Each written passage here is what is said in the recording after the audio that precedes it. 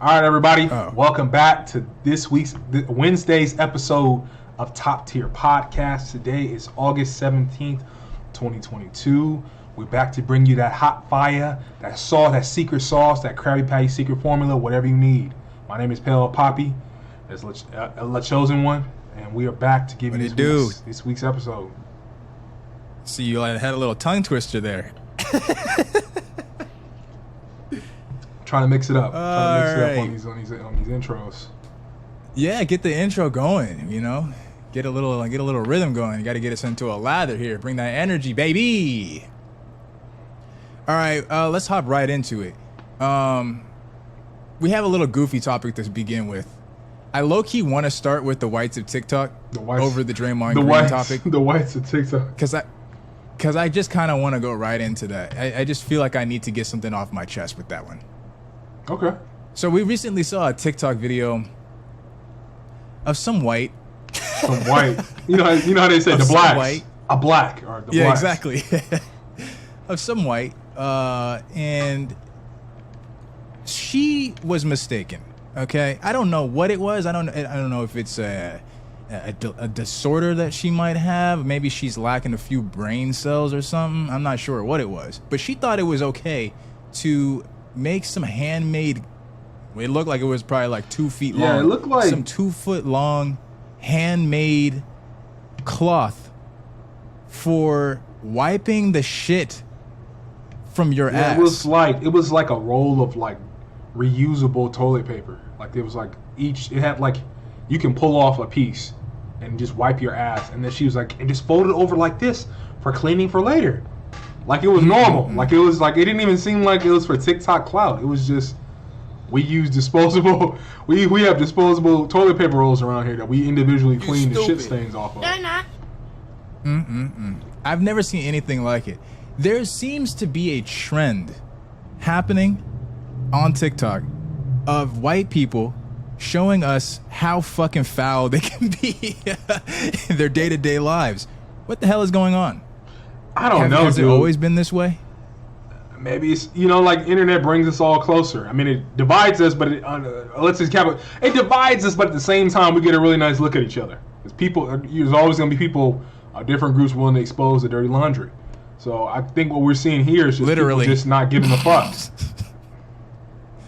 She thought that she was helping people. That's the only reason why you share this, bro. If you knew it wasn't okay, there ain't no way. Ain't no way. I can't really tell. Like, I can believe. Don't get me wrong. I can believe it, but I also can see it being clout chasing and trolling because it's that absurd. Man, these white people ain't clout chasing. See, because it began with the whites of Twitter or the whites of TikTok exposing themselves for not taking showers. That's what it began with. Yeah, that was the first thing. Because we saw it was Ashton Kutcher's nasty ass, it was Mila Kunis' nasty ass, and they were talking about, oh yeah, we don't shower our children. We don't shower every day ourselves. Ashton Kutcher was like, I might hop in the shower. And clean my crotch. Hose myself down a little bit. Not like a real shower. Just like after a while, you smell icky. You need a hose down. That doesn't sound like nigga. How do you deep feel? Thorough cleaning with soap. Can you imagine how you feel? Ugh. You out and about, just walking around in your daily life, like laying down in your hot bed for 8 hours, and you gonna wake up and not fucking shower? Dude, I feel nasty just end of the day if I sweat, period. But like if I sweat any capacity or I was somewhere without a lot of AC, I was on the sun, it just grosses me out. Like I just get the creeps. If I'm like, especially after working out, like I gotta hit the shower immediately. I cannot just come home and just do other stuff. I have to get the shower in. But people just don't care. So I saw it first with that. That's what led the trend. I mean, that's what brought all of these other whites.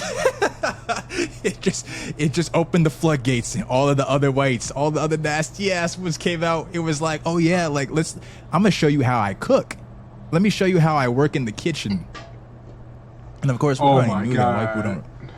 already knew white people don't season. Just a whole bunch of mayonnaise, salt, and if we're lucky, pepper. If you're lucky, some But- pepper. Niggas recipes, my guy. You For sent me a y'all whole bunch of to- videos too about that. The lady who For y'all to be the ones that was in the house, I'm talking about slavery times. For y'all to be the ones that was in the house with all the good recipe, all the good food, all which the good resources doesn't even make any sense. and ingredients, y'all couldn't come up with nothing better than All the some seasoning, your cooks or the black folks who were really inventing that fire, that Southern culture food. And what the fuck? Like, you see me that video where the lady was like, she took like some raw meat. She took like raw meat and like put like it was like mixing it with all kinds of weird shit and just threw it in the oven. like y'all couldn't come up with anything better than fucking boiled chicken. You couldn't season that joint. Oh yeah. Seriously? No seasoning. She just threw it in a pot and boiled it. Threw I some saw a veggies woman in there literally- and then served it. Yes, I saw a woman literally boiled chicken in water, mind you. I mean, if you put it in some broth, sure, you maybe you make that into a soup or some shit. Who knows? But this nigga or this woman, this white nigga, this white nigga literally boiled chicken and then poured rice into it and then poured some type of like vegetable medley inside of it. Like, nigga, what? Yeah. And then serve that to your children? No wonder why y'all be out here shooting up the Oh my schools, man. God. Because y'all ain't getting fed But at this is the home. thing, like- y'all hormonally imbalanced. Like in my household, like I'm known for being a decent at seasoning, but I don't really think it's like I don't think there's no genius to it. It's just like you're making this kind of dish, these combination of seasonings may taste good, or like I like garlic. I'm drenching garlic, I'm putting paprika, I'm putting Old Bay because I love Old Bay, onion powder, maybe some Cajun seasoning. It hits. I don't know what's difficult about that. it ain't difficult. They just don't have the knowledge. They Well, don't have there's the no. text. I don't know what the knowledge. But I grew up in it. Like my mom's like seasoning cabinet. She literally it's like full, like this big ass cabinet that just literally has like over 100 different seasonings. I'm serious. So maybe it's just because I grew up in it. I don't even use most of them. I only use like 5 out of like the 100 that's in there. See, black people, we came up with the index. We have the ancient text. We have the great book of how to cook. You understand? But we've talked about this before. Like people talk about like, and this is not even white people. This is like everybody. Like people will talk about, well, I don't know how to cook. I mean, I don't know.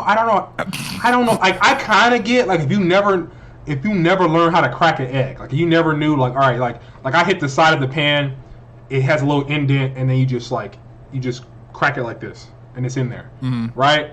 If you never learned that, I get it. But YouTube University, there's no excuse, right? Like really, it's YouTube University. I call bullshit on you not knowing how to cook.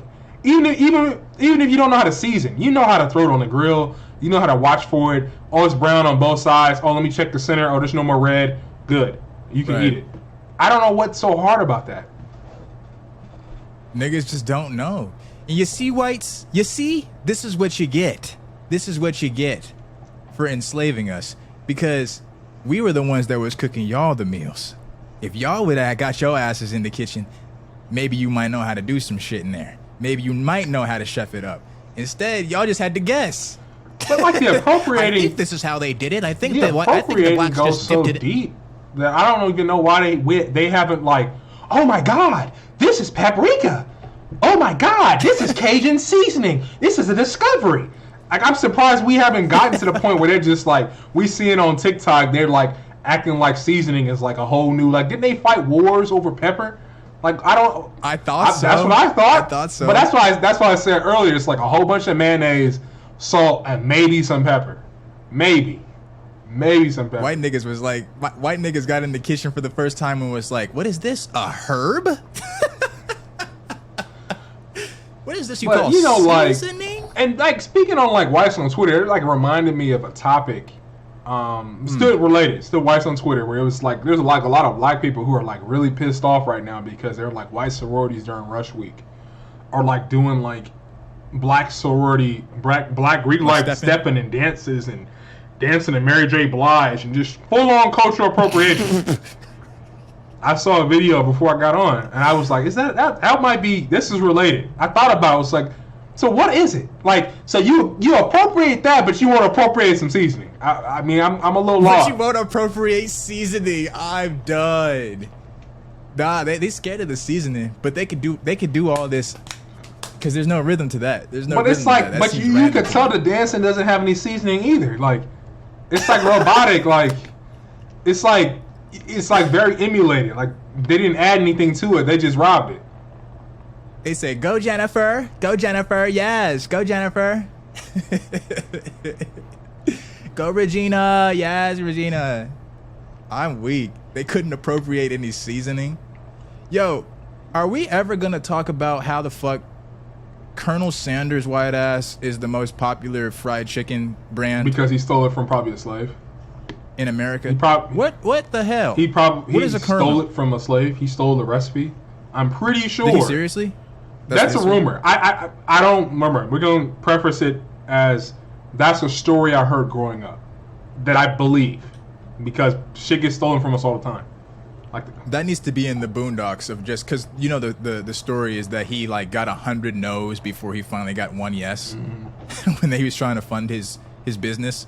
They need to make a boondock skit of Colonel Sanders going around just trying to pitch his shit to all these white boardrooms and them niggas talking about just laughing out the room. White people don't know how to fry chicken. but that's a very Boondocks-esque skit. It is. Which that story is rest in hilarious peace, when you just think Boondocks, about man. Like shit. the fact that the most popular fried chicken brand is a white man, but pancakes have black women on it. Jemima. But rice has a And black I still man call on it it. Come Jemima, on. even though I shouldn't. Like the other day, I was like, "Pass the Jemima," and they were like, "You mean the Miller Company?" It was like something Miller Company now. I was like, Yeah. I'm like, "Pass the Jemima." They're like, my mom was like, "You mean the Miller Company? Something Miller Company?" I'm like, "No, Is she Jemima." still, is the bottle still in her figure? It's the same bottle, bro. They just changed it. They just changed the label name. They say keep that nigga on the bottle. They didn't Keep say that what on the they didn't bottle. say it with the soft A. I can promise you that. They said it with the hard R. Oh, Hard rock without the OCK. The hard rock without the OCK. Hard rock without take out the OCK and say it again. Hard rock. No. It's just hard R. It was corny. It was corny. It was corny. Okay. I saw a meme that was like really funny. But like some shit is so corny it's actually funny. Like some shit is so For some reason, it's I so was thinking corny of it's cock. actually funny.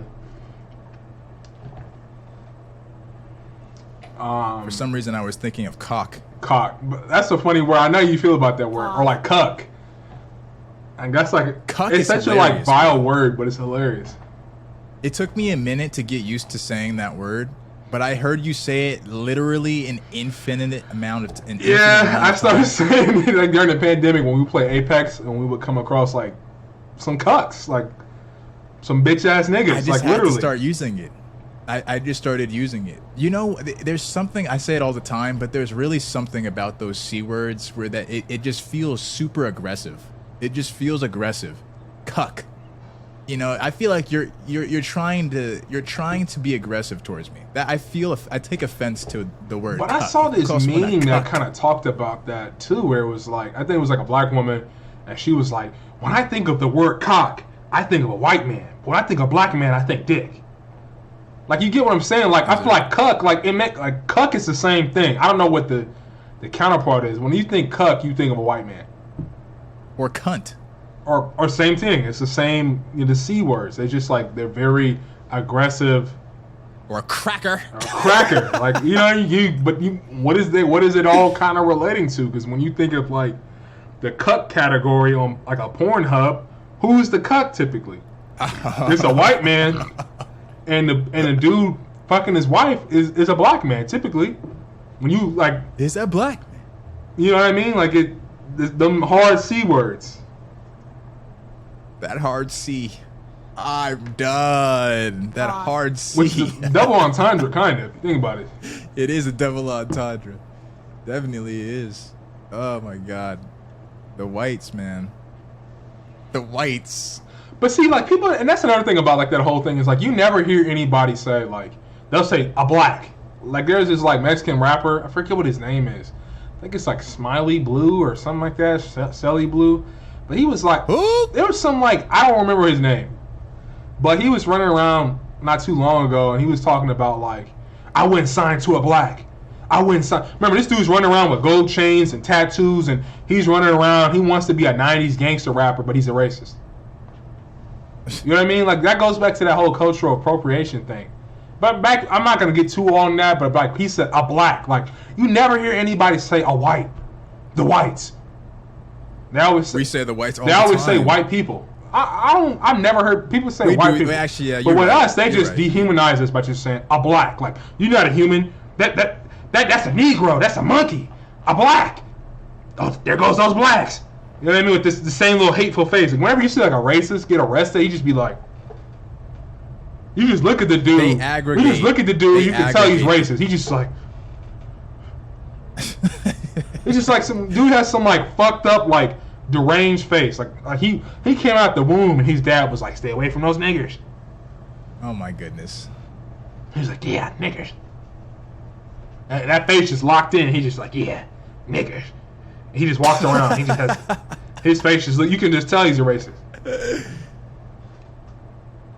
I promise you, we are not that racy. I promise you. But like nobody, people in the black community are not raised with hate. Nobody in the black American community. Let me preface that. Nobody in the black American community is like, stay away from those whites. Oh, don't associate with those Latinos. No, it's just the police. It's just the police. it's just the police. Police creep me the fuck out, man. Like, do you have? That's because they be walking around like they always got their hand next to their gun, bro. If they just walked around with their hands up, then there would be no I wouldn't feel Have violated. you ever had like a crazy run-in with the police? Nothing crazy. I have been pulled over. I have been stopped by the police when I was in. I think I was either in sixth or I think I was in seventh grade. I was in seventh grade, and I was just walking home, and there was just I guess the cop followed me into my apartment complex because how the fuck else would they get in? And she stopped me, and then she was like, let me get your name. Where are you coming from? And then she hit her on the walkie. She was like, oh yeah, like he fits the description, like gray jeans. Oh my god. I guess somebody stole from someplace. I don't know. But I just got randomly stopped. Nigga probably just followed me. It's time to knock on wood. It's time to knock on wood. Just got targeted. Yeah, I mean, I've had one like interaction. Knocking on wood. One interaction where it was like I was in college. I was fucked up. Underage too. I was like 19.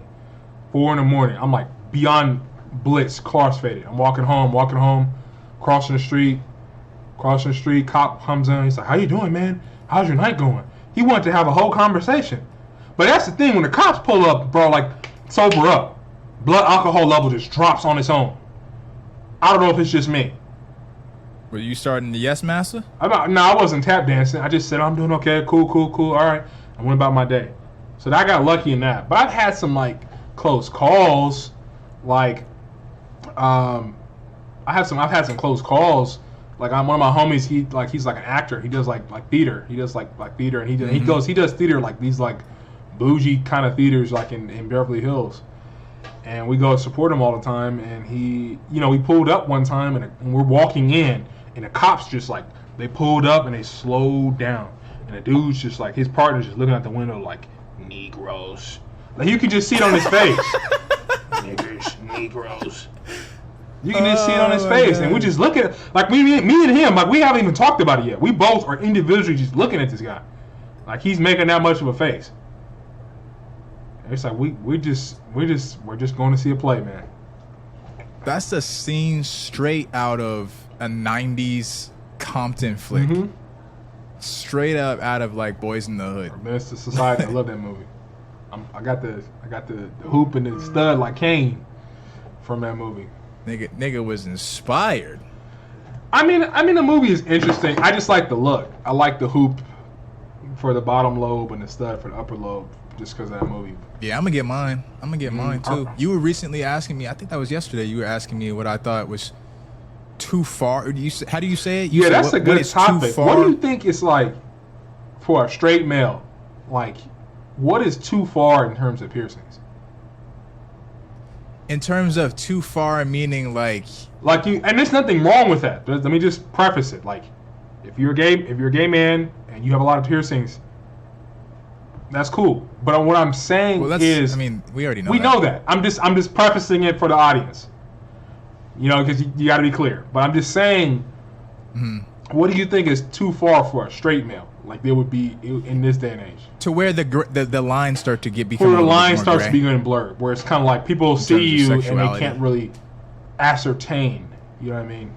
You might be expressing some more than just cis hetero male. Right. Is what you're saying. That's what I'm saying. I think I think as long as you don't have like nipple piercings, honestly, I think pretty much anything else goes. I honestly don't think piercings. I think piercings in and of themselves kind of are a statement of more of a unique, eclectic Right. person.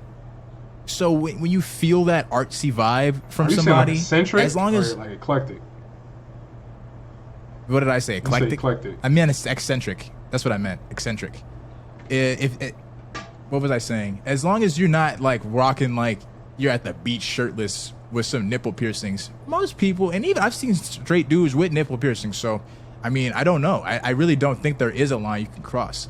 Maybe a belly button piercing. Mm-hmm. Like, what would you say if you saw a nigga, a nigga smooching down his girl, but he had a belly button piercing? You would be like, huh? I probably think he. wonder I if probably he's think bi. he was bi. Yeah, that's what I was gonna say. So maybe the belly button, because honestly, yeah, I've seen dudes with the nipple piercings and they're straight as an arrow. So But my thing is like, because we have dudes now who wear like the dangling earring. I mean, I have a cousin. He doesn't have like. ooh, that's a He trend. kind of has a dangling, but it doesn't have the chain. Like like a lot of dudes have it like it's down here. Like the end of it is down here. I have a cousin where he has a ring and has another ring and then has a cross. There's no like length to it.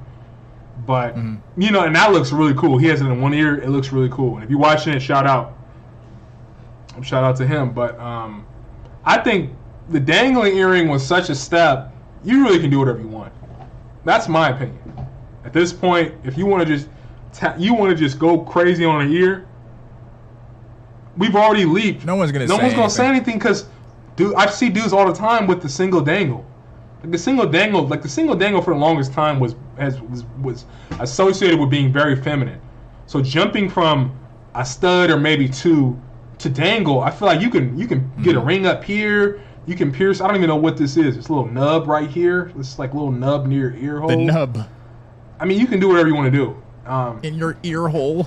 I want a stud. I'm not gonna lie. One day I'm getting a nose stud, or it's one or the other. I'm not gonna do both. Or I kind of want an eyebrow piercing, but I don't know. I saw something that scared me. Where it was like if it gets infected, like it's too close to your brain, like go to the hospital. And I'm like, I don't think I'm like consistent enough with the upkeep of my piercings to do something like that, and that kind of scares me. For which piercing? Like an eyebrow piercing. Is that more intense upkeep or something? I mean, I just looked into it and I saw a post on Reddit where a lady it was really infected and it was just like all over her face and they were like, Ew. you need to go to urgent care. Like, Damn, for yeah, real. it was like the infection is like too close to your brain. It's very dangerous. That kind of scared me. I know that might be just a freak case. Too close to your brain. What the fuck Because happened? I mean, it can spread. So, she white? I think she was white. Yeah.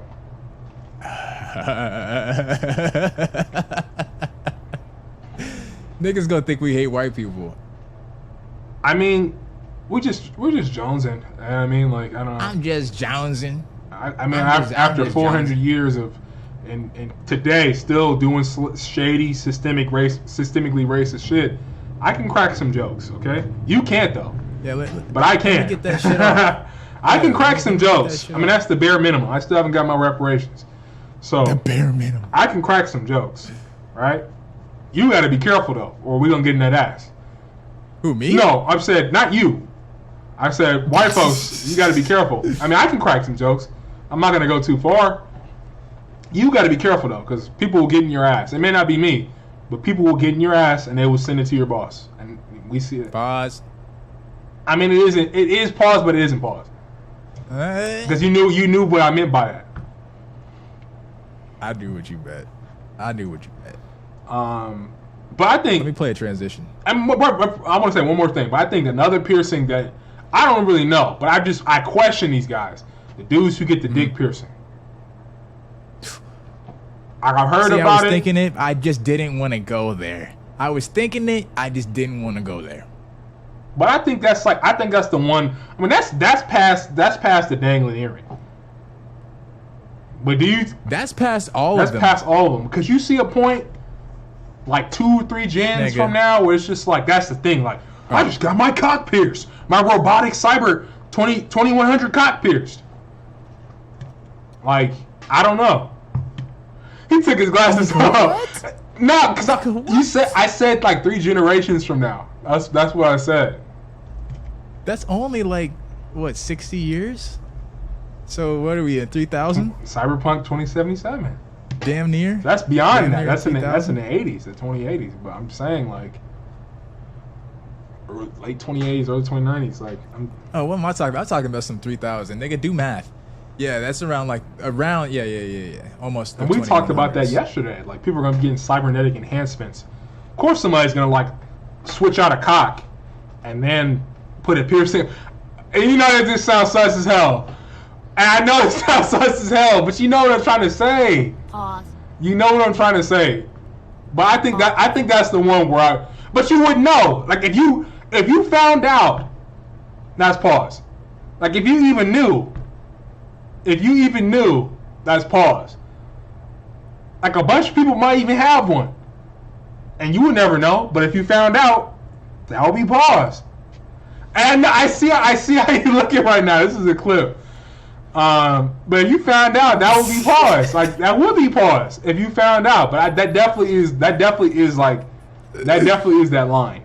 But I don't know, man. I mean, if the dangling earring is in, I can see in like a couple of decades, it being a thing. But it won't be like because like you wouldn't know. But we can move on from here. I'm gonna save you from yourself. Yeah, I'm talking in circles now. I'm gonna transition us into our next topic. Anyway, the next topic we had in store was Draymond Green recently got married. That's good. I'm about to look up who he got married to because I don't know shit about basketball, but I like trolling though. I love just saying inflammatory shit and watching people get mad. I do it all the time. This nigga loves to talk like a bronze sexual.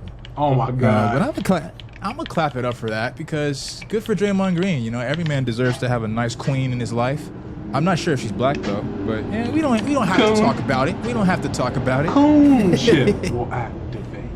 I gotta get that drop. The coon chip, because we say it damn near every single. It has to be. Pod. We're gonna add it. Coon chip will activate.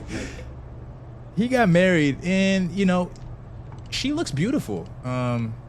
They look beautiful I can't together. Even tell. She's kind of ambiguous. Well, she's a black woman. Yeah, you can tell. Yeah, she's like. You think she's black? She's like she might be biracial, or she might just super be fair she skin. might just be lighter skinned. But she definitely fair skin. She definitely is mostly black, mostly of African descent, I should say. Mostly. But you know, I just was like scrolling through some of the pictures on Twitter or whatever, just looking at, you know, they had LeBron there, and you know, some of the Warriors players were there, and they had like Maverick Carter there and shit. Obviously, like they're gonna have, you know, that what are they called? What's Rich Kleiman's? That's his name. Rich Paul. What's Rich Paul's agency called? Rich Paul. Like, yeah, Rich Paul, the agent, the sports agent. No clue. Damn, what's that shit called? Clutch Sports. That's what it is. Clutch Sports. I knew it was gonna come to my mind. Yeah, just looked it up. Yeah, you know, they had all the niggas from Clutch there, and they were just vibing, bro. Shit looked expensive as fuck. Which I expect. The nigga had a tower of my wedding's gonna be backwoods. badass. I'm telling you right now. You hear me? Yeah, I hear the you. nigga had a tower of backwoods. Even if I don't smoke, I'm gonna have a dab bar in my wedding. Ugh, that's unsafe. Monkeypox. We don't know. COVID. It might even be worse in the future. I pray to God not.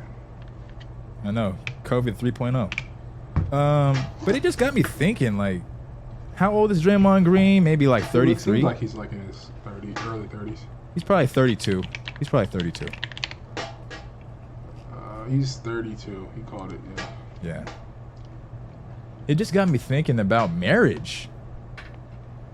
You ever think about your wedding? It's a trip, man, because I'm seeing so many people I went to college with getting married, man. Like, congrats, man. Like, that's really dope.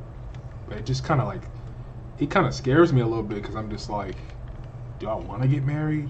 Will I ever meet somebody? Because all the people I see getting married are like, you knew they was getting married from day one. You know what I mean? Like, and I'm like, I don't have that, so does it mean I'm not gonna find that? Or it's a stupid mindset. Or do I want that? You know what I mean? Like, it just kind of feels like the dating game these days is just like, it's pointless. Like, I'm not gonna find a ride or die, like a real ride or die. Like, I'm a ride 100% for her. She gonna ride for me. You know what I mean? Like, we just like, we back to back against the world, just throwing blows and winning. You know, like, it just doesn't. It just seems like a fairy tale. It just seems like a movie. It doesn't feel real. But what do you think? The only reason why it should feel like a fairy tale or like a movie, like it's make believe, is if what you're looking for is a fairy tale or a make believe story. That's it. What do you most value? Like, what do you think is, like, you want a woman? You're a straight man. You want a woman. You don't want to be alone. You're not like a recluse. What do you look for? Like, what's the most important to you? What do you think is your legacy? The most important things to me is really, you know, she's financially literate. She's about her business. She's a boss in her own right, like I'm a boss. You know what I mean? She's very caring. She's someone I can really go to. She's very nurturing.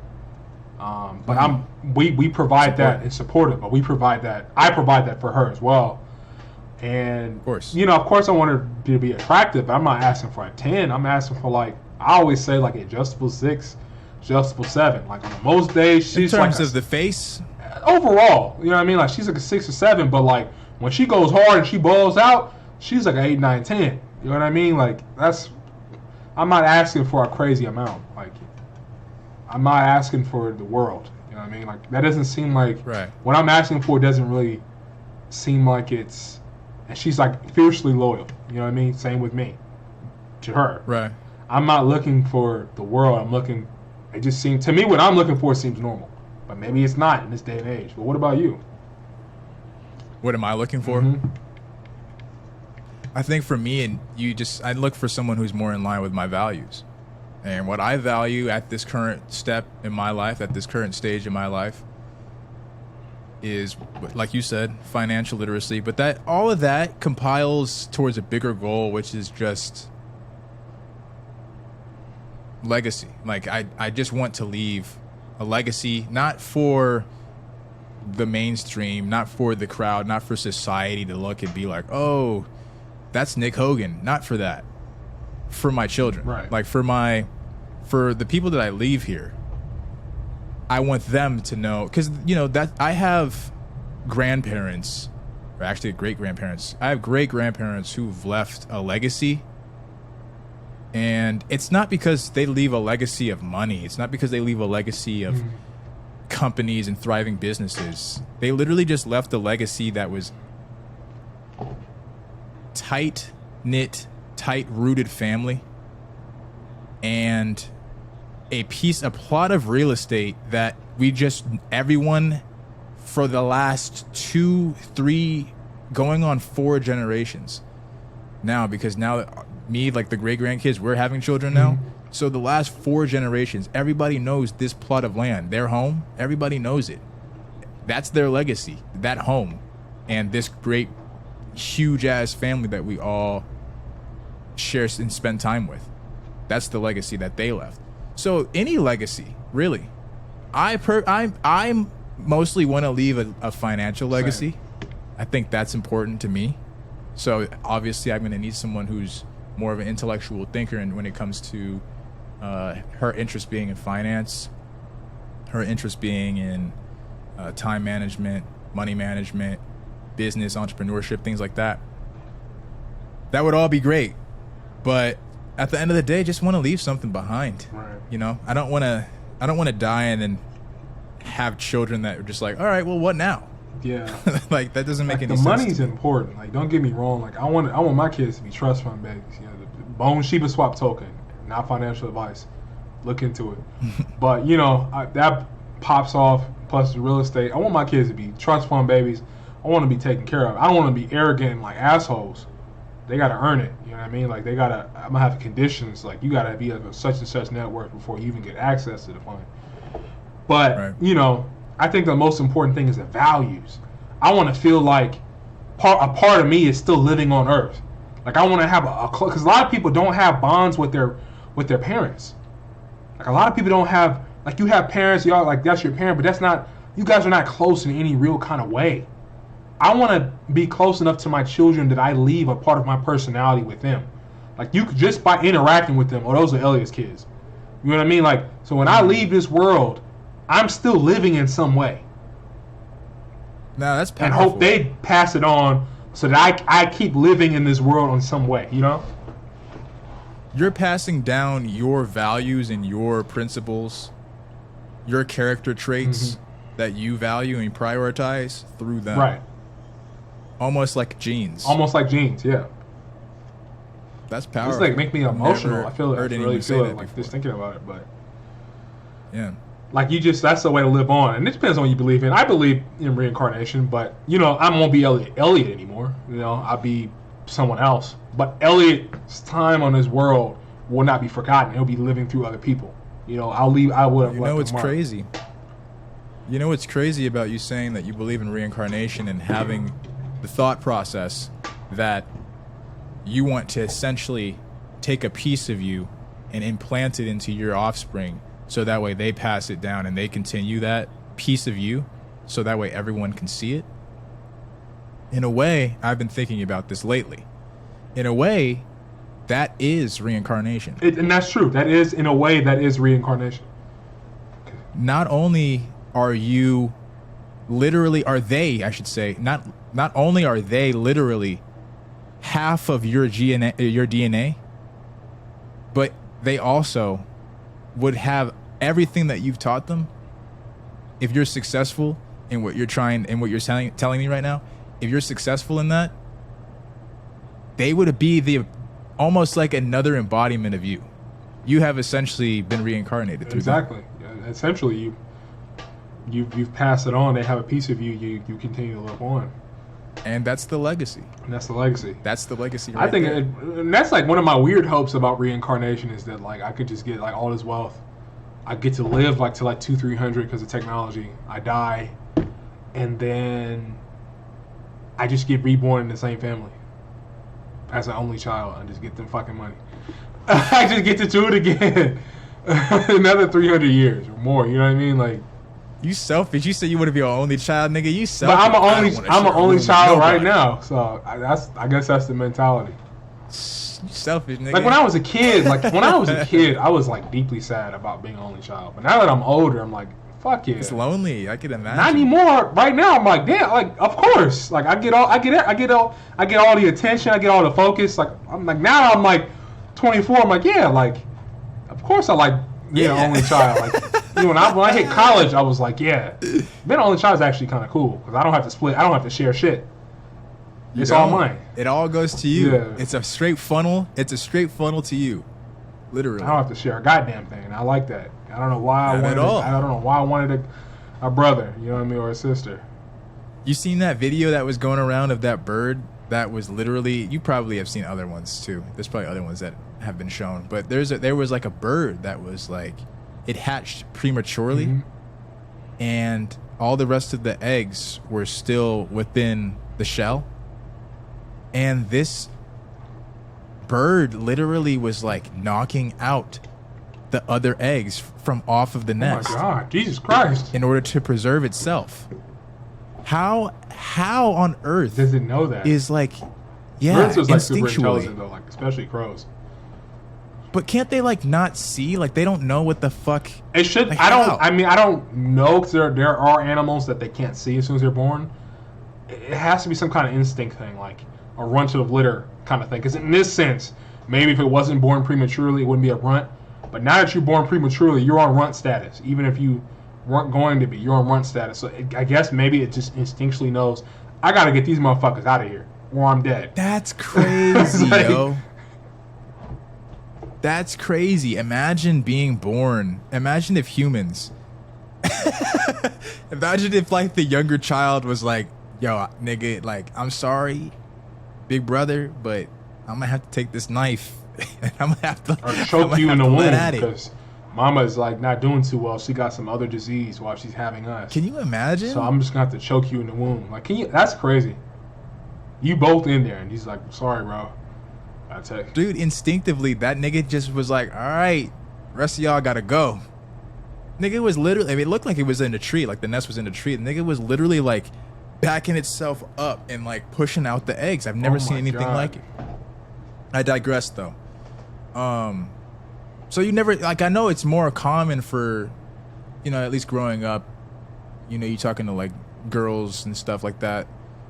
They always talk about like, oh yeah, like I want my wedding to be, you know, it's more commonplace for women and girls to speak about their wedding and imagine the wedding and how it would work in the scenario, who they think about marrying and who would all be invited, how much they would spend. You know, they do all that shit. Have the whole Pinterest page of mood boards and shit. But we don't really hear conversations of men talking about the wedding. Men talk about the bachelor party, in my opinion. That was the first thing I thought. Was like, bachelor party. We're gonna have to have it be like, bachelor party, a day in between to recover, and then the wedding. Why do we displace ourselves from the wedding? Why do we always, like, I think that there's some type of programming there. There's some type, maybe not programming, but some type of conditioning in which we think that the wedding is for the woman. Why is that? At least in I don't heterosexual know. relationships. I mean, it kind of feels like it is for the woman, though. The man just kind of feels like he's there. But why? I don't know. Why is that, though? Because you guys are both participating. It's 50-50. I don't know, but I've heard people say that before, that the wedding is for the woman. It's for like, it's like the whole like fairy tale. It's the whole like Princess and the Frog and kind of thing. Some conditioning shit. Yeah, I don't know, man. As I get older, I'm still a young guy, but you know, I'm 24. You know, I think, I don't know if I want to get married, but I want children. But that's not, that doesn't seem like a good thing. Two things to say, because it just kind of sounds like you want to be a baby daddy. I don't want to be a baby daddy I either. mean, but like, our definitions of like how things work are kind of weird right now to kind of facilitate what I'm looking for, I guess. I don't know. well, what's stopping you from wanting to be married? I think that's the question. I guess, I mean, that is Like, break it down. That is a good question. I just don't feel like people are genuine and loyal. I guess I just have trust issues. You know, I just feel like, I guess I just don't feel like people are just, I'm gonna find someone who is like stand up and genuine and loyal. You know what I mean? Like, especially if the bone money take off. You know, I keep talking about bone shooting swap because I'm like a super shield. You know what I mean? I don't want to feel like someone just wants me for money or someone just wants me for some other thing that has nothing to do with who I really am. I don't know. And just, maybe I'm buying into that propaganda, like that manosphere, because I don't really watch manosphere stuff. I did in the beginning, and I kind of realized how stupid it is.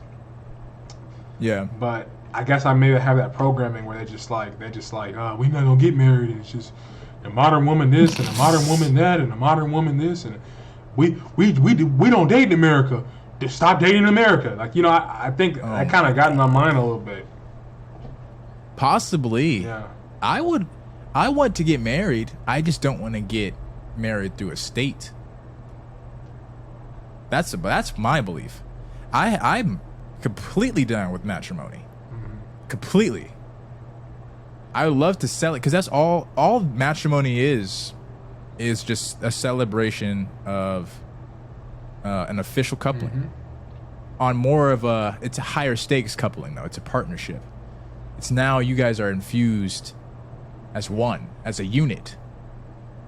But when you get married through the state, they're saying, all right, this is a merger. You know, how we see Disney merge with, or buy Fox, or how we see a merger between Spirit Airlines and Frontier Airlines. That's a business. That's a business merger.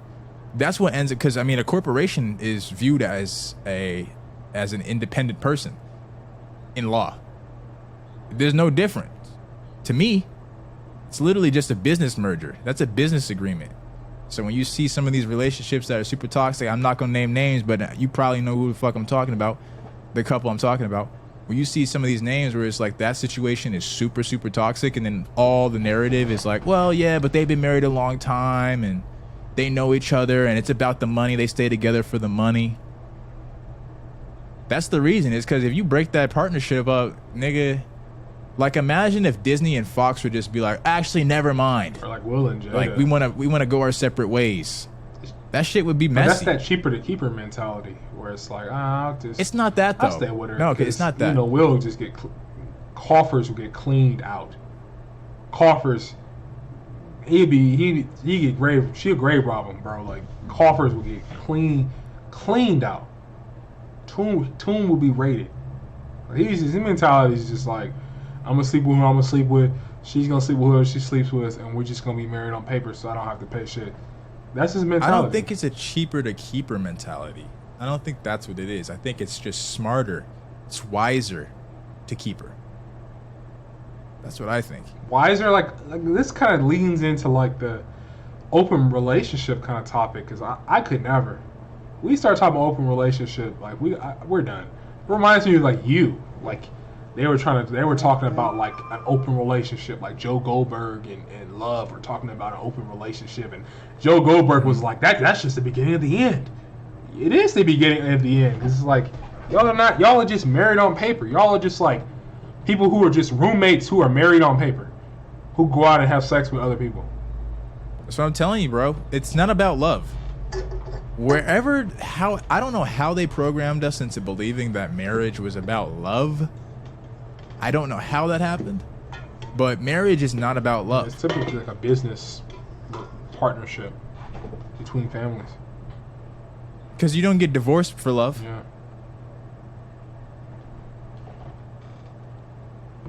It's literally all for business. This is financial. This is a financial agreement. This is I'm signing over my assets to you, and you're signing over your assets to me. So that way we can build our assets, we can manage these assets together and possibly buy more or possibly lose. I got into a super philosophical point of view from that. Okay. That topic was meant to be more fun. I know. That's one of the things I did. I'm a few beers in, and I'm like, you know, I'm like a few beers in, I start wanting to talk about deep shit. I start just, you know, and I know that Mountain of Blunts topic is funny. Like I've always imagined, like when I was in college, and I was just always imagining, like, man, if I just won the lottery, I have a dab bar. I just have like just a big glob on a plate, just a big glob of wax next to a dab bar. People just be handing out joints. Like he seems like he's too old to be doing that at his wedding, but I guess he just is like, he just doesn't give a fuck. Clearly, I don't know how they were able. I guess if they're in California, it's fine. Yeah, but isn't it like an ounce? It's like the limit even in California.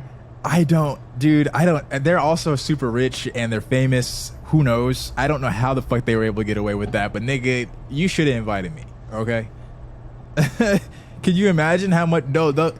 If you see the video, those shits were like professionally rolled. I've never seen like, backwoods. Yeah. They look like cigars. Yeah. They had the labels on them and everything. I ain't never seen nothing like that. Because he must have bought them weed cigars. Them shits probably was like $50 a pop or more. I saw a weed cigar in a video that was like, they said it was like it burns for like 2 or 3 hours. You can just pass around in a circle for like 2, and it's like it's like $400 or $500 or more. That doesn't mean it smokes for that. I've found that premium price pre-rolls of any assortment not worth it. Yeah, I bought like we a once joint got for like $15, but that shit was crazy. This is like years ago, but you know, it'll get you right. But it's not worth the premium to me. You might as well put that same money towards a little dime bag that you about to get, or towards whatever size, whatever capacity you're about to engage in. Because Moon Rocks is expensive, and Moon Rocks will destroy you. Moon Rocks are expensive. I don't think I've ever smoked Moon Rocks. Moon Rocks is like, I think it's like top shelf weed mixed with like keef, and it's like caked in wax. It's caked, literally. Yeah. It literally looks like a little Play-Doh ball, but Yes. the outside of the ball is like the wax, and then inside the wax is the keef, and then inside the keef is the flour. It doesn't smell as good as Play-Doh though. It smells way better than Play-Doh to me, from what I can tell. But it was like, but yeah, Moon Rocks is. Are like, you one of the weird ones who doesn't think Play-Doh smells good? I used to like Play-Doh, but it used to smell nasty to me. I don't know. I didn't. Some was off about Play-Doh. no! How? It smelled like chemicals. It smelled like the forever chemicals we were talking about in the last See- podcast. You think so? Bro, I think Play-Doh smells delicious. Play-Doh smells so good I want to eat it. That's the problem. We don't want to eat. You just, which is a good thing, because I'm sure there's kids who just don't give a fuck and just eat Play-Doh. But Play-Doh is just always just like the thought of like eating it. I thought if I ate Play-Doh, I would die. So the smell. Well, you probably will die. The smell got associated with, like, the smell just got associated with like stay away. Like if we became innate after a while. Like when you see a snake, that genetic like memory comes in. Like that's a spider with weird colors. That's a snake. Get away. Like that's in our memory. Like we are like programmed to stay away from certain kinds of animals. Like that's just DNA memory. That's just in our DNA. It could be. I'm honestly shocked that more kids don't become sick from eating Play-Doh. Honestly, because they have these sets of Aren't they Play-Doh. non-toxic because they know that kids are just not gonna give a fuck and eat it? But nigga, you can't tell me that if you could digested a whole, like, I don't know, if you made, because they have sets of Play-Doh food. Like you can make food from Play-Doh or like meals from Play-Doh, like Play-Doh meals. I'm surprised that niggas don't just like eat that, like consume that. I'm sure if you consume a certain amount of Play-Doh, that shit is bad for you in some capacity. Yeah, definitely. It's probably a number that like they don't expect most people to eat. Like you would have to get like a giant tub of Play-Doh and just be like, just eat the whole fucking thing. Just dive in and then die. But like most people are not gonna do that. It shit probably tastes so nasty. There's no way you're gonna get through that. You have to. That would be like a really out of the way excruciating suicide, in my opinion. I'm weak. Yeah. What makes you think they would do that shit on purpose? Like some 4-year-old kid is like, this is my suicide letter. I highly writing in doubt Play-Doh. a 4-year-old kid would eat the amount of Play-Doh it would take to kill them, because it would be so unpleasant. That's what I'm trying to say. It's like with weed. That should be. It's like basically impossible to OD in weed. Like even if you tried, you couldn't do it. You couldn't smoke the weed fast enough to OD on it. I'm sure it's that kind of thing. Because there's a theoretical limit to die overdose on weed, but it's basic. You have to smoke like hundreds of pounds, like in like 10 minutes, like to OD on weed. Hundreds of thousands. It's something like that to OD on it. It's impossible. I know that constipation that's another level. That's another level of constipation if you eating some Play-Doh. That shit is literally dough. It literally is like chemical dough, inedible chemical dough. goop, random chemical goop, chemical colloid. I'm shocked though. I'm shocked that you are one of the chosen who is not attracted. It probably just got ingrained in me as a smell. kid. Like remember my mom or like somebody at like preschool or like daycare was just like, don't put it in your mouth. But they like really stressed at me. Like someone's probably said something crazy. Like, if you put it in your mouth, you'll die. And I was just like, oh. Pause. Come on. Like that's not even pause, but like, and I probably Don't took put it in your mouth. I probably took it to heart, and just Don't put it in your mouth. didn't do it. I mean, I used to like. You were like, I promise I'm straight. I promise I'm straight. But like I probably just was like, but I used to play. Don't get me wrong, I used to love playing with Play-Doh. Like I like Play-Doh, but I never like took it that far. You didn't want to eat it though. It's okay. I used to like. I probably only did this like a couple of times, but I was like 3 or 4 years old. I remember like this is like the nastiest shit ever. I used to like swallow like pennies and shit, bro. Like, Swallow pennies? I remember I swallowed like a penny and a dime. I only remember doing it one time. I mean, at least it wasn't a habit. No, it wasn't a habit. Nigga would become the Tin Man. That's probably the nastiest shit I remember doing as a kid. I swallowed like a penny and a dime. I like ate a booger like one time. Oh, I used to 'Cause eat I was boogers. curious. Not for a long time, but I remember it being at least 5 years old still eating I was like boogers. under 5 doing that shit. Yeah, but it was like I just started like really remembering stuff. Speaking of the Tin Man, did you see that that Kenya Barris was going to be making a new iteration of the Wizard of Oz? I didn't know that. I did not know that. Is it gonna be like Oz or it's gonna be like I don't know. The Whites are doing a remake or Well, a you white. know Kenya Barris. You know Kenya Barris though, the Blackish creator. Okay, yeah. So it's gonna be Oz then. It's gonna be like a new version of Oz. You gotta get it straight. It's gonna be a new version of Oz. 'Cause Oz is the black. suppose. Oz is the black one, the black version. No, the Wiz is the black one. It is the Wiz. All right, I fucked it up then. Oz was the last film that they made. Oh, I didn't watch that. No, it's the Wiz. Yeah, it's the Wiz. I remember my parents would watch it when I was growing up.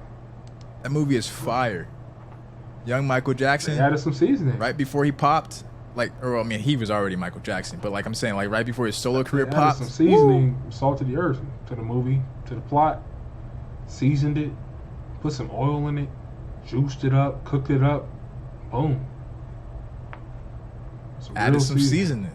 They added some Needed seasoning. some seasoning. And it hits. That's why most imitated on the planet yet the most hated, you know? But I digress. Most imitated. You dropping bars right now. Give me another one. That's the only one I can think of right now. That was off the noggin. That was off the dome. That was off the dome. All right, let's talk about Dragon Ball Z. Oh my god, I'm 'cause excited. That's a great topic. Dragon Ball Z for the non-gamers out there, Non-anime for the weirdos out there. Dragon Ball Z is in Fortnite. Now, I don't have anything to say really about the fact that Dragon Ball Z is in Fortnite. Well, I mean, from what I know, breaking server records on Fortnite. I didn't realize Fortnite was still that popular. People hop on when it's hyped, though. Like, so. Well, let me correct you. That's why I said I don't have anything to say really about Dragon Ball Z being in Fortnite. We've never seen Dragon Ball. Even though I don't really recommend it because it's not good. It's about Dragon Ball Z. It's just. It's not about Fortnite. It's about Dragon Ball Z. It's not about Fortnite. That's the reason you can why say the same they're thing breaking about records. anybody, though. Well, that's true. It's about Dragon Ball Z, but you can say the same thing about Vader. Like, there's a whole little event going on right now where you can drop in, see Vader's ship, follow him, and fight him, and he just chokes the shit out of you with the Force and throws you like 100 feet, and you gotta run back to him. Then he like pulls you to him, and he throws his lightsaber at you. Like, is that about Vader and not about Fortnite? These You know what I'm records is about Dragon Ball. It ain't about Fortnite. Trust me. Trust me. My question is, Yeah. how the fuck? Because Dragon Ball is right. Like what? The 80s? Yeah. How has Dragon Ball? If you could walk me through like a timetable or at least as much as you know, how the hell has Dragon Ball Z, or not just Dragon Ball Z, but Dragon Ball the franchise? How has it been a staple in culture for so long? Like, nigga, everybody knows what the fuck Dragon Ball, mainly Dragon Ball Z, but I don't know. I think it's just the way it was rolled out to like our gen when we were kids. Like, when I was growing up, I didn't know about OG Dragon Ball. When I started watching Dragon Ball, I saw Dragon Ball Z. Like, Goku was like getting beat up by Frieza, and then he goes Super Saiyan for the first time. He beats the fuck out of Frieza, and then Frieza cuts himself in half. He throws like this disc attack, and he cuts himself in half, and Goku's just gonna leave him. And he's half a body, and he tries to shoot Goku, and Goku's just like, "You fool!" And he blows him up. That's what I remember about Dragon Ball. I didn't see the OG. You know, I grew up in the 2000s when they were bringing it over here. I mean, like, it's a staple because it's really just a bunch of sweaty dudes who scream and power up, beating the fuck out of each other. Like, it's like Meathead Jock the anime. Like, it's like Meathead Jock Planet Buster the anime. Like a whole bunch of meathead martial art dudes who are brolic as hell, who are strong enough to destroy planets and then eventually solar systems and then eventually universes, beating the dog shit out of each other and screaming. That's like the quickest way I can describe DBZ and Dragon Ball Super. So you think it has more to do with the rollout? I think at least it's popular in America. I think it has to do with the rollout. Like it's in terms of what? What was so special about it? Just like the timing, like anime was like new and kind of alien in America. Like they kind of started rolling it out like in the early 2000s, and people would like. I heard stories, like I watched a documentary about a guy. Some people who are like a little older than us, they're probably like in their early 30s. They said they would go to like these like little like stores like in like in like little Tokyo and stuff like that in their town, and they would get tapes from Japan, like VHS tapes, and they would see like Yu Hakusho, and they would see like Dragon Ball, and they would probably see like other shows, maybe like Death Note like later on, but Death Note's like a little later.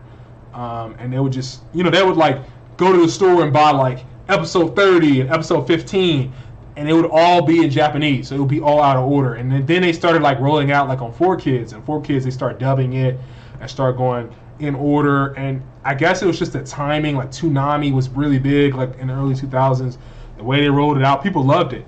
They dubbed it, they dubbed all the songs, like just this dude like Goku, and he's just like powering up, and he's just like and beating the fuck. It was just like, when I remember it as a kid, it just was like everybody loved it, man. Like I knew very few people who didn't like Dragon Ball. Like my cousins had all the Dragon Ball games. They like all the Budokais and all the Budokai Tenkaichis, and you just see dudes beating the fuck. Like Dragon Ball games are like, like you'll just punch a dude and he'll just go into a mountain and you just chase after him and you just pressing buttons to try to like counter his moves and just a flurry of punch. Like it's just like really like you are like a little kid, like a little kid. You just like you're about to hit puberty, all this testosterone. Dragon Ball just kind of hit that need. Like you're just seeing dudes just like, the story really doesn't make all that much sense. Like it's not that great in my opinion, but it's like when you watch Endgame, that final fight, just like people beating the fuck out of each other, just like blasting beams and just energy beams and people getting knocked out, and it satisfied that like that Endgame need, but like you were a kid, like you grew up on it. Like that's how I see Dragon Ball. Like you know what I think is so interesting? The most thing I think that's so interesting about Dragon Ball Z and just anime as a whole is like you kind of mentioned it, like it for one period of time it was so difficult to gain access to it. Yeah, like I told you about that story. It wasn't as mainstream as it is today. Mm-hmm. So that's probably the reason why, or I don't know if it's like a chicken and an egg, what came first situation. But there was always, even up until recently, maybe up until 2016, 2015, 2016, 2017, around there, very, very recently, anime always had like some type of stigma. Dude, yeah, when I was in high school, when I was in middle school, people you would be like a weirdo to people. You watching them Chinese cartoons. Like that's what they used to say. Like I feel like a gatekeeper now. I'm like all these people. I'm looking at them like, I swear to God, you were clowning people from watching anime, and I promise you, you're gonna be sitting there lying, talking about, I've always been in anime. I was just in the closet. I've seen people say that. It's so peculiar because that's a lie. Anime was always like, there was like a certain level of like what is it? Cynicism? Like cynicism. How do you say that? There's like a cynicism and like elitism. Like people are like, if you watching anime is no different than you being 14, 15, 16 watching Dora. Like it had like this like ridiculous stigma. Like people who have never watched anime just believe that you were just like some man child or some like teenage child. Like you're watching shows for 5-year-olds and you're 15. Something's wrong with him. But this dude's watching Attack on Titan. Like I was watching Attack on Titan at 15 when it came out. 14, 15 when it came out. And people would... But don't you think that that's so odd? Because, nigga, like we have been literally watching Walt Disney pictures since the 40s. Since the 30s, but actually. That's why it has a stigma. Because when you think Walt Disney, you think children's movies. And a lot of anime, not all, but a lot of anime are telling more adult stories. Like the average anime is TV-14, and some of them are TVMA. but most of them are like TV-14. That what I But grew where up does watching. the cynicism come from of like, because it's just animation. Where does the cynicism come from as like, oh, well, you know, that's not a proper form of animation to be watching. Like, It's just what is that? It's the American thing. When in America, how Is it many because it's adult? foreign? I don't even think it's because it's foreign. When you think about America, maybe not now. When you think about America in the early 2000s, how many do you think adult animation? And when you think adult animation, the only thing you can think of is probably like Family Guy, Boondocks, and the thing about Boondocks is heavily inspired by anime, so that's not even in the conversation. Heavily inspired. So you typically think about Family Guy, you think about like American Dad, you think about these goofball shows, which even though they're adult animation, they're still very kind of goofball and childish. You know, it's comedy. it's like yes, childish comedy. You don't outside of those, it's just Disney and Nickelodeon and Cartoon Network had a monopoly on these cartoons that are for people under 10. You do not see adult animation, but Japan have been putting out adult animation for a long time, probably since like the 70s, even beforehand, like the 60s. Like speak to that because- Doro, I think that came out like in the 60s. And speak to that because there is a 70s? thing that happens every generation, every decade, where there is a wave, a niche wave, that it may take 2 decades, it may take 3. But eventually the wave reaches the mainstream, and then all of a sudden everybody, it's just almost as if, oh yeah, we've been here. Like you were saying before about anime, Yeah. it's just like, oh yeah, I've been here. You've I've been here, but watching these are the same dudes in middle school who was clowning the anime people. Like now, So speak to the hype, because as someone who has been watching anime and has been ingrained in that culture, been involved in that culture, a part of it since your 7 like years young old, too. youthful years. like 2008. How have you seen?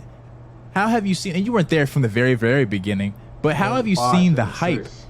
You were of age. You were of an age where you'd be able to observe and understand more complex ways of how there was just, and around that area, like I mentioned, like 2016, 2017, there was just a complete flip on the pendulum, and everybody was Oh just like, my oh yeah, now God. all of a sudden anime is cool. How, like, explain like what your experience with like the hype train of anime was. My experience really was just like, I kind of was like, I'm not gonna gatekeep, right? Because I want more people in anime, because I love anime. I'm kind of feel like I'm slowly getting out of it, you know. But like, I love anime. It's probably my fault because I've been shitting on a lot of the anime. Maybe, showing. and you've been like kind of like exposing me that I have like rose-colored glasses for a lot of anime, like Code Geass. Like I love that show. And when I watch it with Nick and he just criticizes everything, I'm like, this show really isn't that good. Even though I loved it, like and I still love the show. But you I'm know, such a hater. I'm sorry. but you criticize it with a convincing enough argument that I was just like, I kind of see what he's saying. But you know, I'm not gonna gatekeep, but I can't help but feel like most of these motherfuckers are chasing a trend. Most of these dudes, now that it's cool, you like anime. But I promise you, I'm not gonna gatekeep. Do what you want to do. I'm not gonna shit on you. I'm not gonna do anything. Right? But most of these dudes were fucking with the anime kids in school. Look at those weirdos. Well, that dude's doing a Naruto run. What's wrong with him? And these same I dudes, might have been one of them. these same dudes would be 24 at DreamCon doing Naruto runs and shit, cause it's cool now. These same dudes be at DreamCon being in cosplay, and you know damn well you was talking shit about the dude wearing the Akatsuki robe in high school, in middle school. But do you remember the one I remember the most? A is 24-year-old the versus a Naruto- 14-year-old in high school doing it. You know what I mean? The one I remember the most is the Naruto headband. That's the one I remember. That what's his name wears? I mean, everybody in Naruto wears it. It's just like depending on your village. So different people in different villages have a different symbol on it. The one that was like, I don't know, it's like the most popular one. But I wanted to like speak to like, do you think there was like in your memory, is there like a specific moment where you were like, nigga, like what the fuck, like why is there a big ass billboard of whatever? Like, because we've always seen Pikachu, like, you know, Pokemon was always very popular, right? I was a But big Pokemon fan. But now, you nigga, like Netflix is making anime. You know what I mean? Yeah. Like, do you recall like a specific moment where you were just like, oh shit, like niggas done caught onto the wave? I think it was probably like 2018, 2019 when I just saw how many Instagram models are dressing up like anime girls. And they'll make it, like, and everybody knows about like how like the anime girls are like super sexualized and stuff. Instagram models will take it 2 or 3 steps further than that. Like we just talked about how sexualized, like that's the whole thing I've heard people talk about, like how sexualized anime girls and all that stuff is, and like I can't really speak on the culture because I'm not of that culture. But people, when I started seeing 2018, 2019, I just be on my phone. I go to the Explore page. It'll just be some random girl dressing up as an anime character and like toning it up. Right. Like I was just like, what? And you just see it escalate. And now you got like whole like OnlyFans pages where it's just they just do anime cosplay. And then there was like a moment, I forget what the Instagram model's name is, but this YouTuber I watched got in like a little spat with her, and it was on Twitter.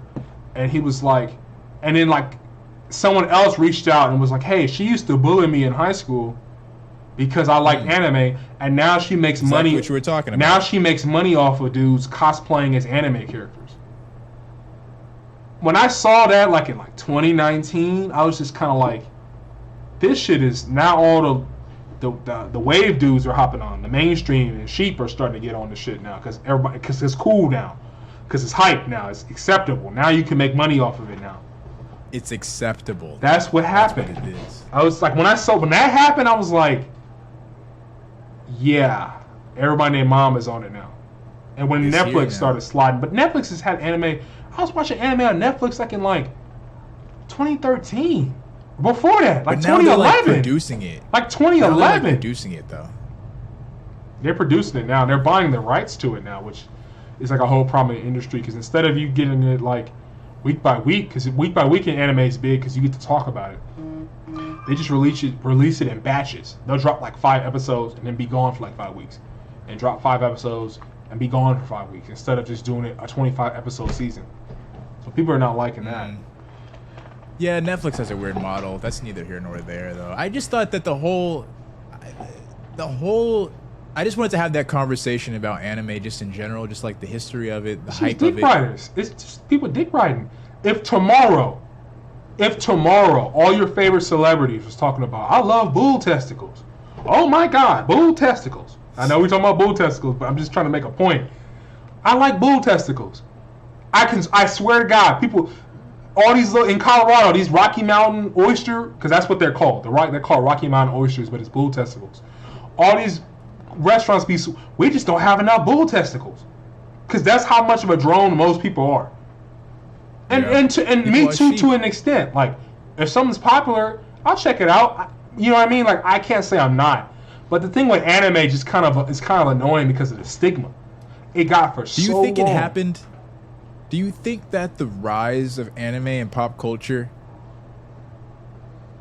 do you think it was organic? I don't know. I think it was organic. I think it was mostly like the black nerds, like the blurs, made it pop. Like the RDC World type. Do you think dudes. did it feel pop. organic to you? Because to me, I always knew anime was around. I feel like I'm like most people, right? I'm like the casual observer. I've always knew that it was just around, Right. because I heard of Pokemon. I mean, I was from a watching Attack on Titan in young high school age. and talking to Justin about it. And stuff Nigga, like we that. were playing like Nintendo.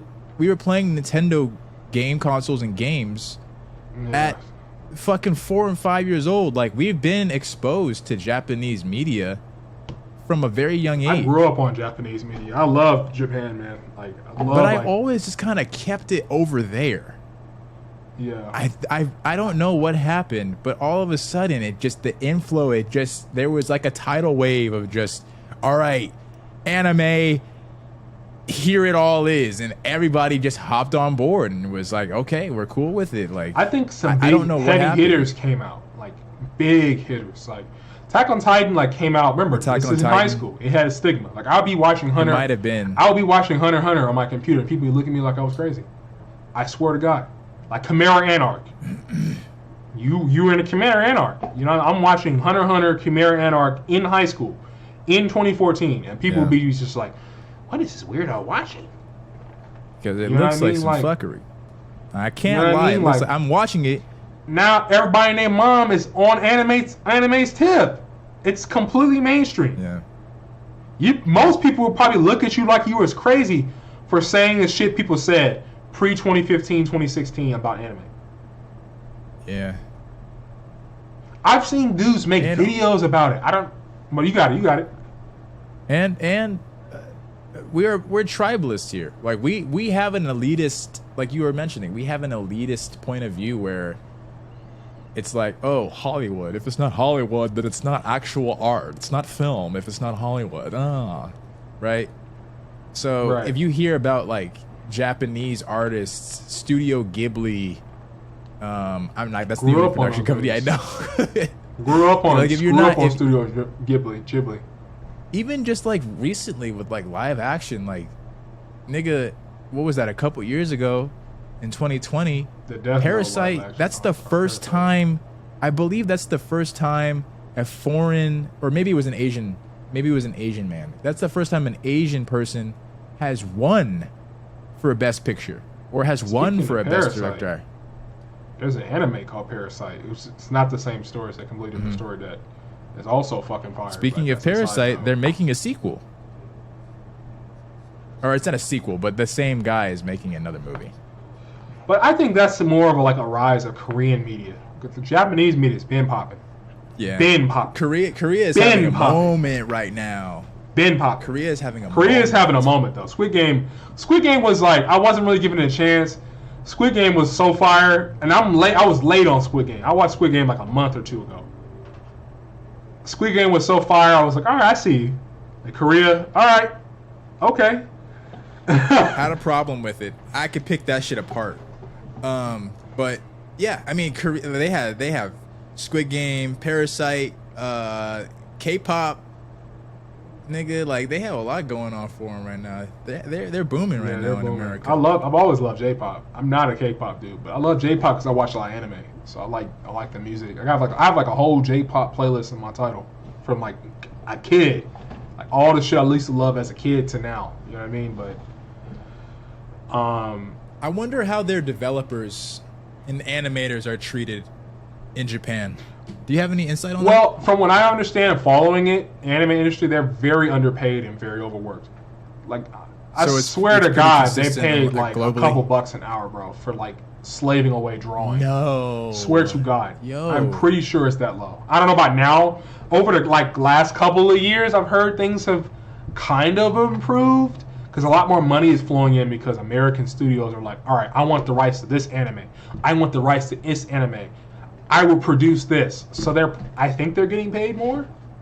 There's more money. Like Attack on Titan, it's like now they're like, it's like 150, 200K an episode now to produce. So they're getting more. Like it's to produce. But like Attack on Titan was the main. Attack on Titan was the bridge because I noticed the difference when Attack on Titan came out. This is like we were in freshman year in high school. 100K an episode on what? You've seen the animation on that show? Because like the anime we've showed you, like we've introduced you to, like a friend of ours introduced The Chosen One to, it's like Attack on Titan and like it's like shows that have good animation, like Full Metal Alchemist Brotherhood, like shows that have amazing animation. But like most anime have pretty average animation, so that 100K is incredible animation. But what? Maybe I'm just so out of the loop of what the frame by frame hand drawn, my guy. Oh, it's hand drawn? Yeah. Oh, I didn't know it was hand drawn. I feel like that should be cheaper. Nah. Well, now it's CGI. Some of it's hand drawn, but now it's CGI. That's interesting. Well, I guess it's consistent across the board globally because they get paid shit here too. I'm sure they use computers to enhance. Of course, they use computers to enhance and color it in and stuff like that. But yeah, they're still. Speaking of Full Metal, did you see that they're making Netflix has a I think it's a show or no, live action. It might be a movie. They have some famous live action movies. I've never watched them. What do you think about that? I hate live action anime. I think the only live action anime, anything that was good, was the Alita Battle Angel. You don't think that the alchemy could be pretty lit? No, it could be. I think someone could legitimately pull off. It's one of those animated that can be pulled off. Full Metal is one of the ones that can be pulled off. I want to see what Alphonse looks like. But Death Note should have been pulled off well, and they couldn't pull off Death Note. And then people troll about the Death Note Netflix because Lakeith Stanfield played L, but it's supposed to be an American. No, yes, he did. But wait, he did. But wait, he did. But it's supposed to be an American take on it. So if it's an American take, an American retelling of Death Note, I can believe that because he's an American. We're Americans. People try to act like we're not American because we were of African descent. We're more American than most people in this country, and especially a lot of Europeans because they came over in the early 1900s. We've been here since the 1600s. Slave or not a slave doesn't change the fact that we were Americans. We've been here longer than most people. So I can see that. With the fact. I don't have a problem with him being black. I have a problem with him. No, like the movie was ass. Like I watched it recently. The movie was trash. But Lakeith Stanfield he actually played, like now that you've seen most of Death Note, you could watch that movie. Just skip through it. You could watch that movie and just see his performance. He actually did very well. Like he felt like L. Like people would just shit on him because he's black, especially racist.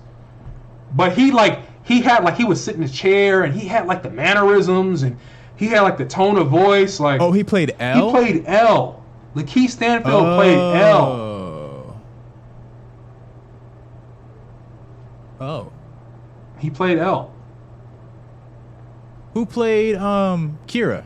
No, not Kira. Not Kira. Who's the guy? I've never seen. Who's the investigator? The investigator.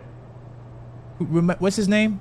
Well, L is the head investigator, but Kira, the main character, Light, is the main character. Why was I thinking that? That's what I fucking thought, but then they both start with L. No, so then I he was like, played maybe... by like a white guy, but I don't remember his name. I don't know. I don't think I've ever seen him in another movie. But okay. And I then, got confused for a second. Misa was played by some white girl I don't know, but they kind of made they made her a villain though. She was like the villain of the movie. They like switched it up. Oh, so they rewrote it? They like rewrote a lot of stuff. They switched it up a lot. It was just like inspired. It was like inspired. And like Misa was the villain and she was just like, Elle was like holding back and she was like, you gotta be ruthless with it. And then she tried to like set him up and kill him and like she wrote his name down and like took the page out. It's like, well, you gotta get the page or you're gonna die on this day at this time. It was like this whole, it was a stupid movie. I don't fuck with that. Yeah. I don't fuck with that at all. We could transition into this quiet quitting topic. Quiet? I have no idea. You're gonna have to explain this to me because I don't even know who this is. So, I just heard about this thing. I was just going through Tinder. I'm not. I was going through Twitter. Yeah. Quiet quitting. Essentially, there's like something that's going on TikTok where it's like somebody's speaking about this new phenomenon that they quoted, or what do you call that? Like they just came up with some term called quiet quitting, which is essentially like an employee not going above and beyond their role and their responsibilities, and that is what is called quiet. Or maybe it's somebody who normally does go above and beyond and is starting to pull back. This is my thinking. And that's what they could. Yeah. I'm not gonna listen. I'm here for the 9 to 5, bro. I'm not putting 70, 80 hours a week for you, bro. I'm not doing it. I'm just not. I don't even know how anyone has that time. Because I'm expected to put in a two week notice, right? I'm expected to put in a 2 week notice for you. You can fire me at any time, but you expect me to go way above and beyond. You have the advantage because you pay me. That's a good point. I'm supposed to be, courteous when I want to leave. But, I'm that, and we're Gen Z. I know we're like a hybrid. We're like basically super late falling off millennials and like the pioneer Gen Z. But I'm more Gen Z in the mindset that work isn't my life. I'm going to come in. I'm going to do work the best of my ability on that job. 100%. I'm going to give you 100, but no more than the 9 to 5. Yes. When it hits 5 o'clock, I'm going home because I have. Your job is not my life. I see too many people on my personal job where it just kind of feels like that's not true. I'm not saying that the job is their life, but sometimes it just feels like it's such a major part of their life. It makes me uncomfortable. Yeah. Like it's not their whole life. Yes. Clearly, like they talk. I hear them talk all the time about things they do in their life. So it's not their whole life, but it feels like too much of their life for my liking. But they treat it as if it's their fucking company. Right. I feel like I'm Like they passing have through. equity in I feel it. like I'm passing through. They, like you said, yeah, they feel like they have equity in it. I'm passing through. That's my mentality. And it just gets me thinking because if that's what quiet quitting is, nigga, I've Been quiet quit. I've quiet quit from the beginning. I've quietly passing quit through. every single job I've ever had. Literally, every single job I've ever had, I've quietly quit it. I've never even heard of. I don't even know where this came from for people to just be like, "Oh yeah, like that's quiet quitting." Oh, you mean to tell me that you don't work an extra 2 hours a day, nigga? That's quiet. You're quietly quitting. Just don't. I hope the employers don't find out about this. Yeah. Do you think they notice? I don't even really know, dude. Do you even? I don't really think I give a fuck either. I don't care. I just Gen Z is gonna change the game. Hopefully we don't just become like boomers later, like Zoomers. Like, shut up, Zoomer. Like our children will be like, Well, shut up. He's a Zoomer. Shut up, Zoomer. I can see it. That's the thing. That's the thing is like, where do you? Because we see the, what do they call it? Like the Great Resignation. Yeah. In Where are they 08, a working? lot of I think jobs about were that all the lost. time. Great A resignation. lot of jobs were lost in 08. Bills got to be And- paid. The fuck you mean? Around 08 is the same time everybody started moving towards gig economy, freelance, contracts. Not contracts, but you know what I mean, like freelance contracts. What do you see the job market being in like 50 years from now? AI, corporate overlords, and everybody just like we had to go from like complete haves and have-nots where it's like the AI is so advanced we don't need low-level workers, not even high-level workers. AI is so advanced you just need a company would just need to buy an AI robot and it would run the whole company. So we're fucked. For cheaper. Way cheaper. So we're fucked, basically. So for a long time, we would have to fight with a bunch of people who vote against their own interests, who just like, you're asking for a handout while they're on food stamps. You're asking for a handout while they're on food stamps, can't right? believe you're and they vote for asking for a people. handout. They vote for people who want to take that from them, right? So we're gonna get to a point where it's just like absolute have and have-nots. AI runs everything, and we're gonna have like a French revolution-esque, futuristic French-esque revolution to get some semblance of a safety net where there's like UBI. And there's like at least the government will subsidize you like a box to live in, like a Japanese style, like tiny little box to live in with like a communal bathroom and maybe a communal kitchen or something. Well, we kind of share the same vision. Unfortunately, we know that's where it's headed. Yeah. We know that's where it's headed because niggas are gonna, like you said, niggas gotta get paid. Niggas gotta pay bills. But if you're gonna, so it's either I'm gonna feel mistreated at my job and abused and taken advantage of and have zero leverage in the situation, so I'm gonna quit, or so it's either I'm gonna quit and I'm gonna create my own job, entrepreneurship. Not everyone's built for that though. So the other options is I quit and I gotta live off some welfare, UBI, unemployment, Section 8, things like that. Somehow living off the government, or I just stick with it, super unhappy, but eventually get laid off or fired because now you're gonna bring in some AI to replace me, and then what? I'm just ass out. So then you have the same two options: either entrepreneurship or you're gonna be living off the government. So it's either gonna be entrepreneurship, and what's that? Gig economy at a greater scale. Yeah, it's literally gonna be. I can see it being like.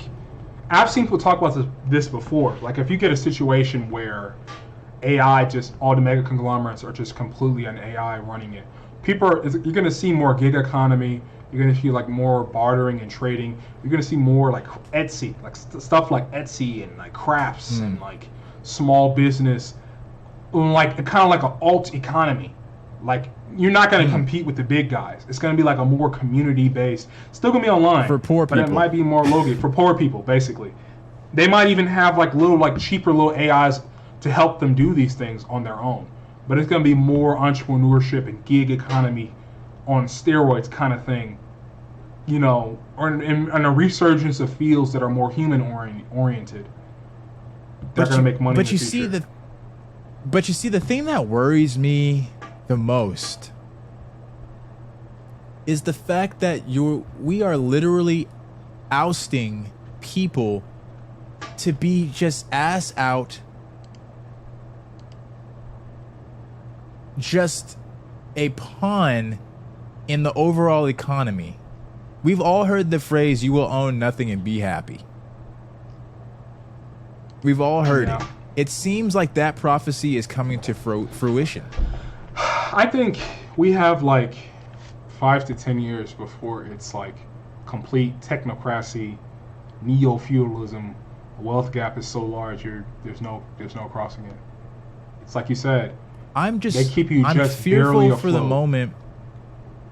I'm fearful for the moment where everyone needs to rely on universal basic income. Because you have to be. Because my bad. I didn't mean to cut you off. No, I'm just going to say this one last point. I want to have universal basic income in place during a time period where jobs are secure. Not in a time period where, all right, we know y'all struggling and I could pimp you out with this UBI. That's not what I don't want that. The thing is, that sounds like slavery. I don't see it. That's why I think UBI is a con game, because it is going to be like a slavery of sorts. It's going to be like something to like you're poor, you're in poverty, but you're just afloat enough that you won't rebel and go take the wealth back from the rich. It's like it feels like when I first heard about it, I thought I liked it because it's like, oh, you know, AI is going to come along, people are going to get replaced, they need to live, they need money to live, and although that may be true, you could see how it kind of leads into that whole you will own nothing and be happy, because you might have heavily subsidized housing and the government may take care of that, but that may be for a reason. You know what I mean? They may keep their rich friends always making sure they got rent no matter what. That may be heavily subsidized. You may not have a job, but they'll give you just enough that you can eat, you know, this super mass-produced terrible food for you to barely survive. Like, they're giving you enough to just barely make it every month, but not so much that you're just starving and you want to rise up. And they just keep you in that place. You'll never own a home. You'll never own a home. You'll always be a renter forever. You'll always, there's no upward mobility because the AI just has dominated everything. It's just a complete wall. And that's the last layer of it, right? I think that's the last layer of it, because right now we're at the layer of you participate in our economy. You participate in our capitalist economy because we've introduced advertising to you. You want the advertising. You don't know you want the advertising, but you want the advertising because you like to consume. So you're going to so it's like they layer it, they stack it one on top of the other. Not only are you going to be at the 9 to 5 for 9 hours a day, but you're going to take that little piece of money, that little piece of dollar that you make, and you're going to spend that coin on the advertising, the shit that we advertise to you. You're going to consume with that. And also, on top of that, you're spending all of your time at the 9 to 5. So when you get home, all you're going to want to do is consume. Right. You don't want to build yourself. So they really are just trying to keep you in poverty. We're slaves. We already are. That's why they call it a rat race. We're just tightening the noose. We add more chains. We're locking up more. We're reducing more degrees of freedom from other parts of your body. That's why it is so important that at any moment, at all times, you're working towards building something of a wealth of something. Whether it's a wealth of time, whether it's a wealth of health, whether it's a wealth of finance, whether it's a wealth of thriving business, assets, whatever the fuck it is. You need to be building wealth somehow after that 9 to 5. And it's extremely tough. That grind is extremely tough. But you just don't want to have to be dependent. You don't want to have to be put in a situation in which you're dependent It's one of the worst on government feelings. giving you shit. Governments and your job. Like, I don't. Somebody can just fire me or lay me off for some bullshit reason, and I'm just fucked. No, that's why you need Well, it's you need an fine now emergency because fund, of it's course. fi- But when that runs out, what do you do? It's fine now because jobs are pretty ubiquitous. They're easy to come by.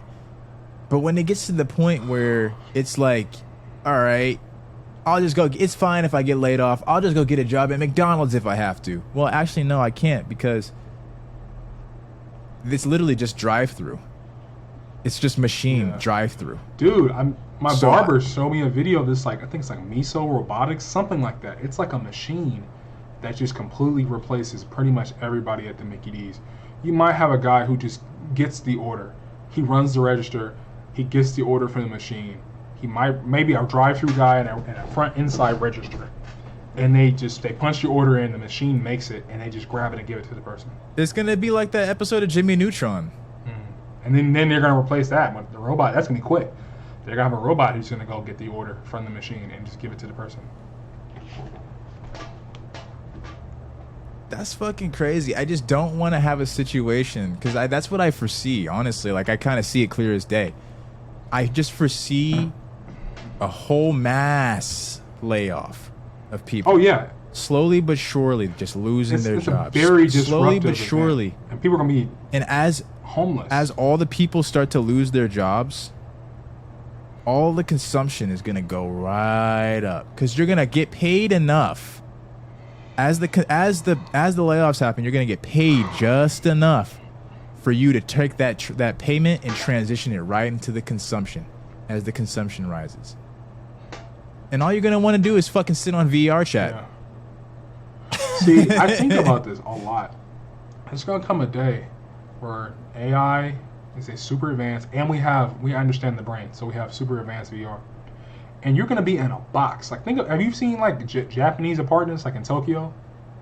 How small some of them are. Or like you mentioned Squid Game earlier, like they were living in a box. That's literally that's what I'm talking about. You saw Squid Game. You saw when the detective went to his brother's house and he literally was like smaller. Like my dorm room, I had a dorm room my second half of my freshman year that was the smallest on the floor. It was so small that I would open the door and it would hit my bed. It was like that small.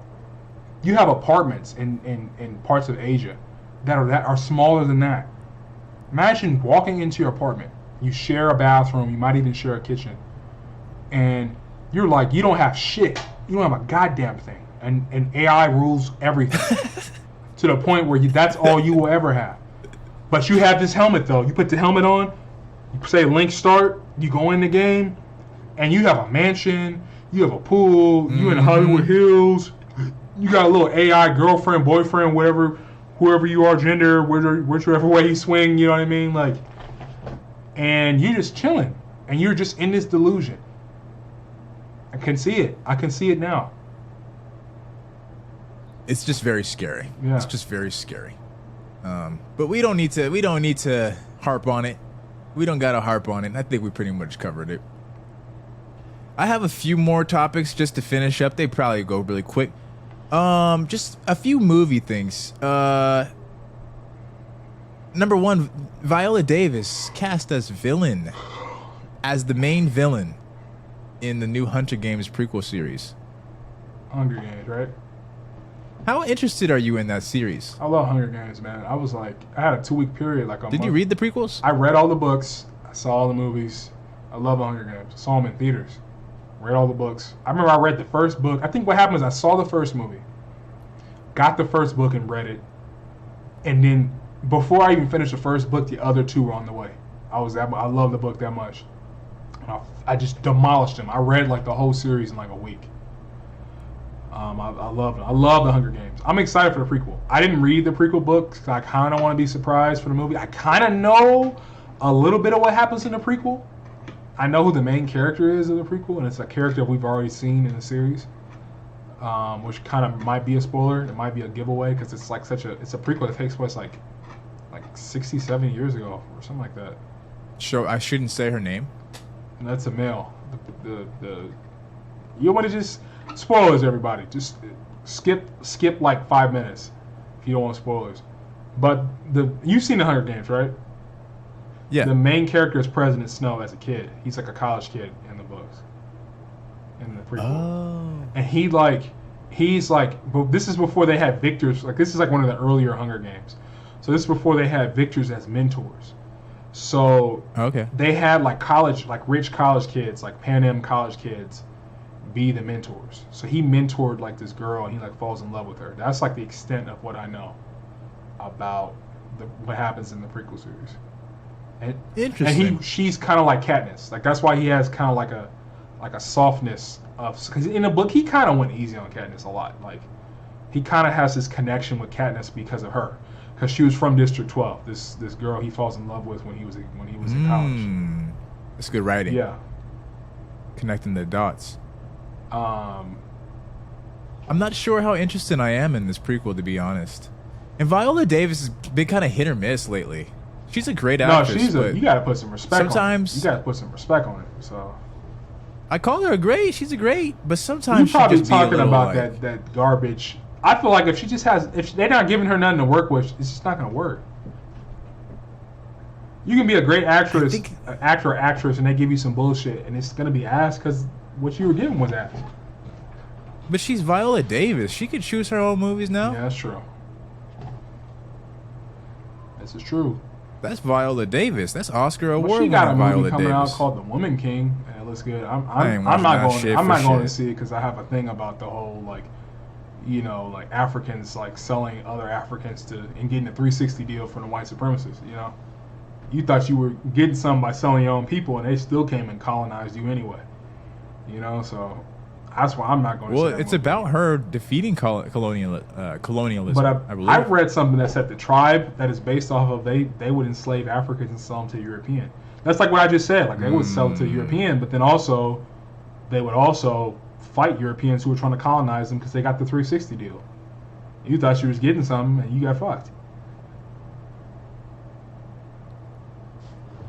That's unfortunate. Another prequel series. John Wick. I'm excited for that. Expected People in have wanted it for a 2023 long next year. time. People have wanted. I've heard from the first movie. People thought the Continental was so interesting. They were like, it needs a series. It is like that whole like assassins culture. I think it's the best part of John Wick. I would like to see an origin story of that. I wouldn't be opposed That to whole it. high table assassins, like How does that come about? Some just like underground black market of assassinators. Yeah, we just agree this is neutral territory. Like if you break it, you get dusted off. Like equally, we will all dust you off because this is. They literally kill They'll you. literally kill you. Like this is like I don't care what your gang affiliations, what your mafia affiliations. If you come here, this is like you can breathe, and It you ain't have, no you have to violence. respect that. And if you break the laws, you are fucked. Like everybody's after you, and you're excommunicated from all services.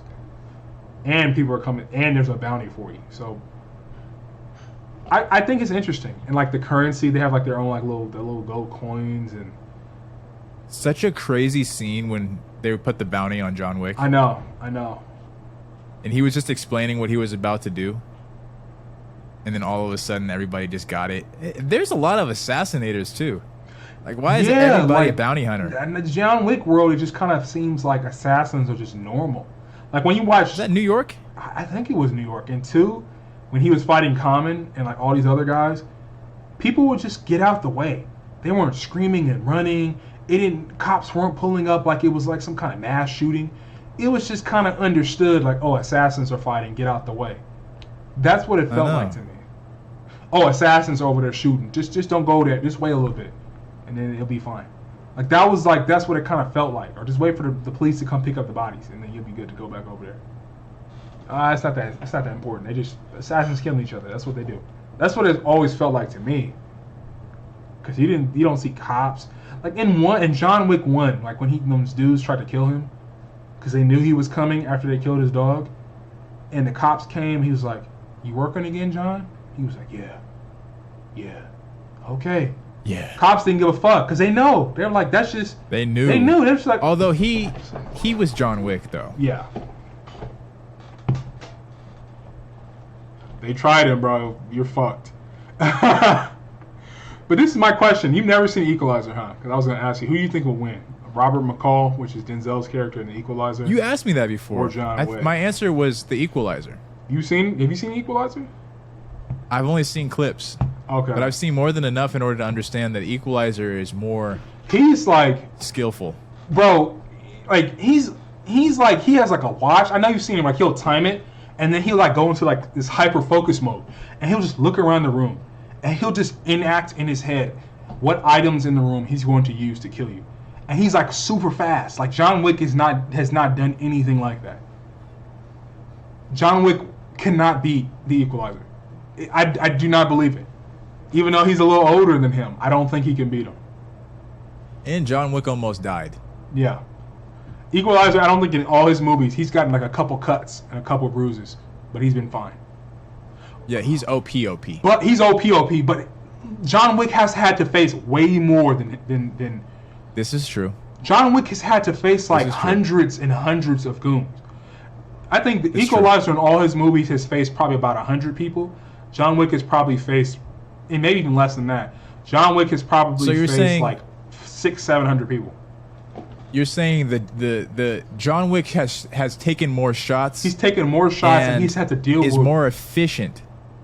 He has more. Is more efficient with those shots. He's more efficient with those shots, and I say he has more durability because of what we know. Because Robert McCall, like, he's so OP, we rarely ever see him get beat up like that.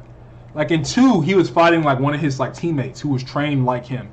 He got a couple cuts, but he straight up like took this dude, held him down, took a knife from the jugular, and went from jugular all the way around his neck to the other side.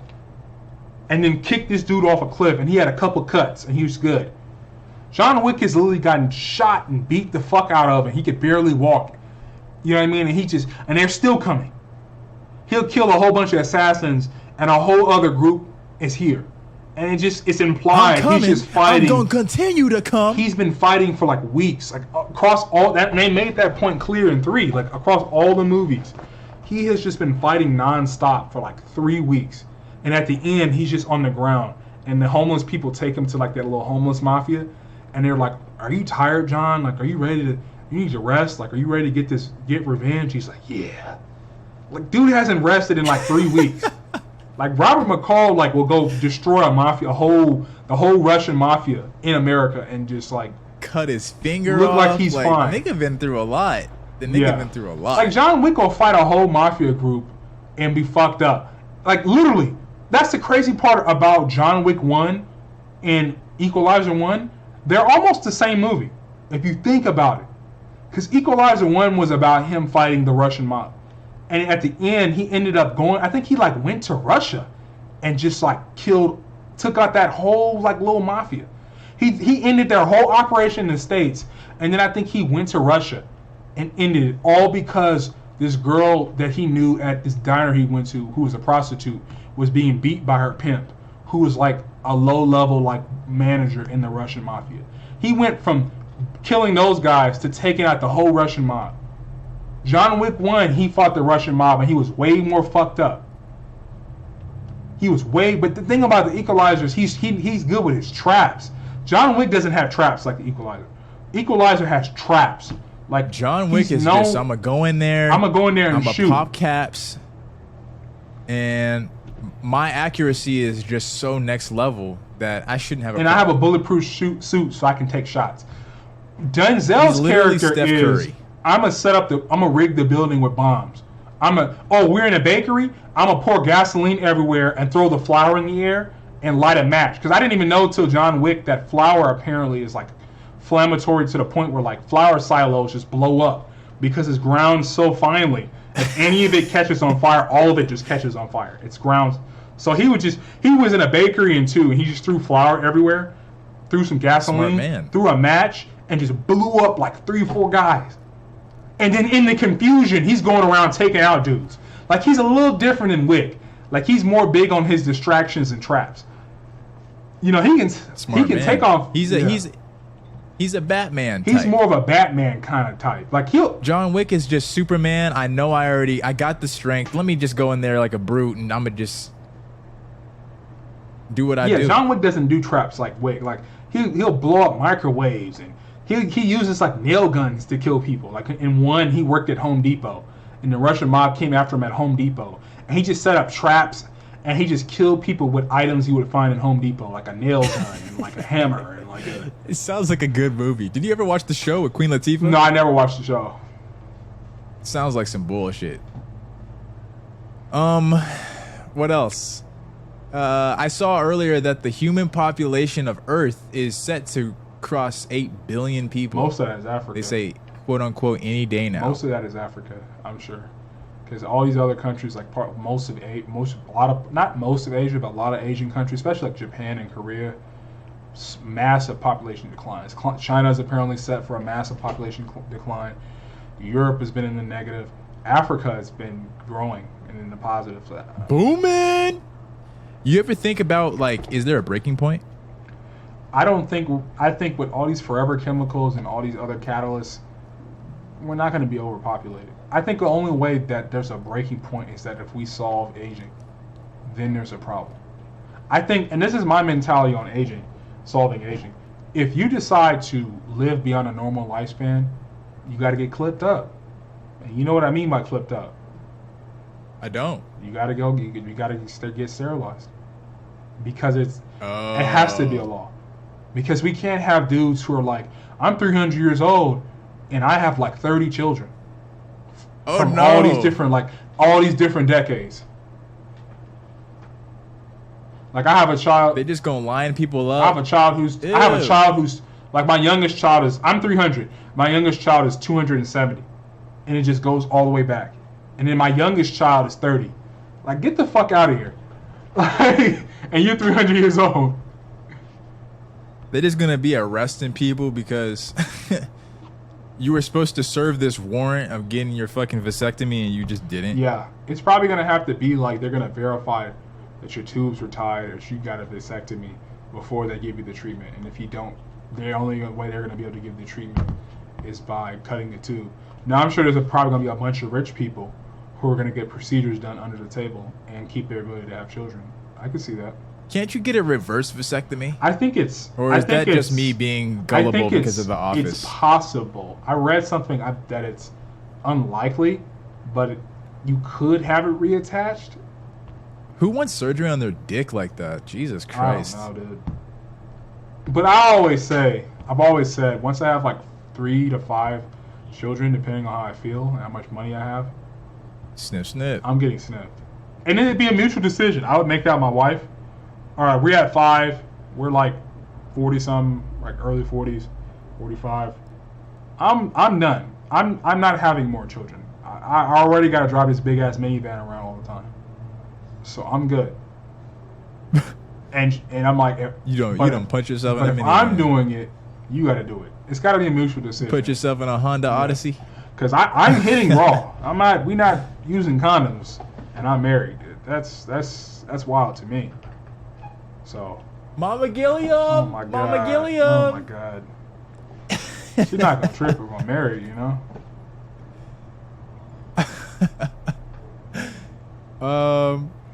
We could talk about Dallas Bryce Howard just for a tad bit. Okay. Dallas Bryce Howard, the daughter of Ron Howard, famous Dallas director Howard? and producer. Or Bryce Dallas Howard. I'm sorry, I wrote it down incorrectly. Bryce Dallas Howard. I think she was with Vanity or Variety. Probably Variety. It doesn't make sense for it to be with Vanity. Or maybe it was Business Insider and then Variety just wrote about it. I'm not sure. But whoever it was, she gave a little bit of insight into the contract negotiations of her recent Jurassic World franchise, her experience with the Jurassic World franchise and with Universal. And originally it was quoted that she only made for a specific film, I think the sequel film, she made $2 million less than her co-star Chris Pratt. And then she came out and was like, no, no, no, no. I made so much less. She reiterated it too. She said it like twice in the same sentence, like so much less than Chris Pratt. How?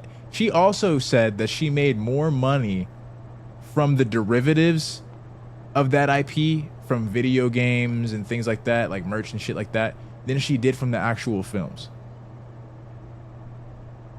My thinking is there's definitely a little bit of that, the male getting paid more than the female thing going on. But I think in this case, I think most of it is the fact that Chris Pratt is a very well-known actor. I know they both are like, she's what do they call it, deuteragonist, or she's a secondary person. She's like it's like a duo, like she's like the secondary and protagonist. But Chris Pratt is a very well-known actor. I mean, he's like a Marvel sweetheart, like.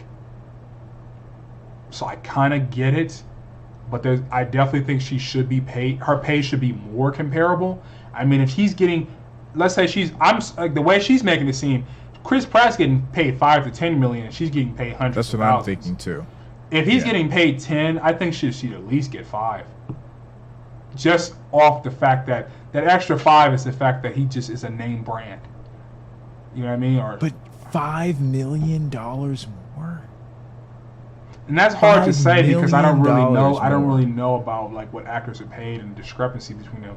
I definitely agree that it's a lot of it is probably the fact that it's a male, female. He's a male, but I think the majority of it is that he's Chris Pratt. I mean, you know who he is. Like, who doesn't know who Chris Pratt is? Most of the time, I agree with it because we live in a very racist, sexist, mostly racist, but sexist is very high on that list as well. System, but I feel like in this case, I mean, Chris Pratt is a household name. I see what you're saying, but 5 million. Now we're just throwing out numbers there, just like hypotheticals. But if she were to be paid $5 million less for literally playing the same, if you think about it, she's on screen basically every single time he's on screen. And if she's not on screen when he's on screen, there's also going to be something to balance it out where she's just the one on screen and not him. So they basically have the same amount of screen time. If I have as much, if you're using me just as much as him in this film, then we are equals in this film. It doesn't matter at the end of the day. That's as if like you had Tom Cruise for a cameo in Top Thunder or Tropic Thunder. And because he's Tom Cruise, okay, we're going to pay Tom Cruise $5 million while everybody else gets $2 million. Like, that wouldn't make any sense. That wouldn't make any sense. I see what you're saying. And if anyone hasn't seen Tropic Thunder, Tom Cruise is in the movie, but he's not like in the movie. He's just like some cameo dude. Bryce Dallas Howard is the protagonist of the film. I haven't seen the latest one. I saw the first 2. She's literally in the film the entire time. And I don't know, maybe even in the last one she probably has a bigger role. I don't know. I haven't seen it. But that just doesn't seem right to me. And I just don't understand why, like, sure, we can talk about the patriarchy and we can use the buzzwords, whatever, sure. That's all true and evident. But, like, what is it really, though? Like, what is it really where it's like, oh, let's pay the woman less? Like, what is that really? I don't know. I really don't know what it is. I've never been in a position where I'm paying people. I feel like that's really a question for somebody who just is the one drawing up the contract, deciding who gets paid what. And why are you doing that? Why are you have people who are same experience, same job, but they may be a different gender, a different race, and you just decide to pay them less? That's the person you really should be asking, because that's where the real evil goes down, in my opinion. And that's why I have our guest here. No, I'm just playing. Yeah, I mean, that's just so weird to me. It's awkward and it's weird. Just don't understand it. Last couple of topics over here. What do you have on your watch list for the upcoming, say, month, week, year, even? Really, just things that you're hyped for. Black Panther. That's like the only thing I'm hyped for. That's like the only thing I'm hyped for the rest of this year. Breath of the Wild 2 for video games. That's coming out like early 2023. I can't believe you're gonna actually go watch Black Panther. It's one of those movies that I'm just kind of like, why not? I'm not sure. You're actually gonna go see that in theater and spend money on it Yeah. to sit in the theater for 2 hours, over 2 hours Yes. to watch Black Panther 2. I'm curious. And I missed a lot. People of are Marvel really movies. thirsty for that movie. I missed a lot of Marvel movies too, but that's the one. People heard Thames sing "No Woman, No Cry" and just got super thirsty for that film. I'm like, the woman has a nice voice, and Bob Marley is a goat. But really, Yeah, it's probably gonna be ass. I'm losing faith in Marvel. Really, they've been putting out some. the They've villains been are putting out some Atlanteans. dookie last phase 4, man. Guys, the villains are Atlanteans. But they're introducing them. And Namor is a big part of it. He was part of the. He's supposed in like one of the comics. He's a part of the Illuminati. They're Atlanteans. But he's a part of the Illuminati. All the big boys. Have you seen Wakanda- Aquaman? Yeah, I've seen Aquaman. I thought it was a. Does decent that film. get you? Does that get you in a uproar at all? Does it get you excited to see Atlanteans? No, but it's Marvel. I've never seen Namor. I know nothing about Namor. Apparently, Namor is the original too. Apparently, Aquaman is a ripoff of Namor. So, which kind of makes I sense. don't give a damn. I haven't been excited to see an Atlantean ever, other than in literally like the Disney movie Atlantis, where whoever that girl, whatever the chick's name is, Ariel. Kida, takes off her skirt. That's literally the only time I've ever been Oh, I thought excited you to see said, an Atlantean. Oh, Kita, yeah, thirsty ass. That's another cosplay. Speaking of cosplay and anime, before I see that cosplay all the time. I know it. She fine. She All the fine. The time. people know what I'm talking about. Kida, I think that's her name, Kida from Atlantis. The people know what I'm talking about. She fine. Didn't she go with the dude to like the outside world, or did that happen? I don't know. I think they stay there. Oh, Maybe in the second one. I haven't seen the second one. is ass. Back on topic. Yeah. Wait, what were you saying? I wasn't saying anything really. I was just saying like I can't believe that. I was just talking about the thirst that Thames, that song, Oh yeah, cover. that's it. Breath of the brought Wild. for You Black Panther. know anything about Breath of the Wild? I watched some gameplay of Breath of the Wild. I had a couple of roommates that had it. I That think game, maybe. It's one of the best games I've ever played. Like I remember in 2017, just being enthralled. It's only for Switch though, right? It's only for Switch, but when you get a PC, we're gonna show you how to emulate it. Oh, okay. So you can get them. You can get 120 frames, 80, 90, 120 frames, upgraded graphics, upscaled, all the bells and whistles, AI upscaled everything. You know what I mean? Like, so Gotta have that.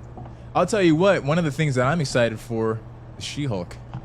yeah, I thought it looked funny. Like it looked genuinely funny. Like I was kind of tired of Marvel with the funny, but it actually just kind of seems like a goofball, kind of like she just kind of seems like a hopeless romantic who becomes a Hulk, and it's about her shenanigans in her life and her life as a lawyer. It seems interesting. I'm a little frightened by it because, you know, the first trailer came out and it was just like, what the fuck is this CGI? It's improved. Y'all though. look broke as shit. Yeah, and then they released the second trailer and it was like, okay, like she looks better. But then you just hear like some of the reports where it's like, oh yeah, like we had to cut these scenes because, you know, the CGI and the budget and it just wasn't working. So it's just like, I don't know. I've heard things about like the tech. You know how like all of a sudden they made the Hulk look like Mark Ruffalo's face? Mhm. Basically just plastered, just copy and paste Mark Ruffalo's face on a Hulk. I've heard rumors and stuff, like just certain insight about how her face, whoever the main actress is, I forget what her name is. I wish I knew her name. Whoever the main actress is, I've heard rumors that like her face just doesn't work well with the technology that they use for the Hulk. Tatiana Maslany. And it's just like, I don't know. I've heard, I don't like when a project, and sometimes it works out. Sometimes it turns out better. Like we can name several projects where you hear a lot of rumors about things going wrong and then the final product comes out and it's just great and it ends up being classic. So you never know. Maybe it could just surprise everybody. And maybe they do it on purpose. Who knows? Fucking who knows?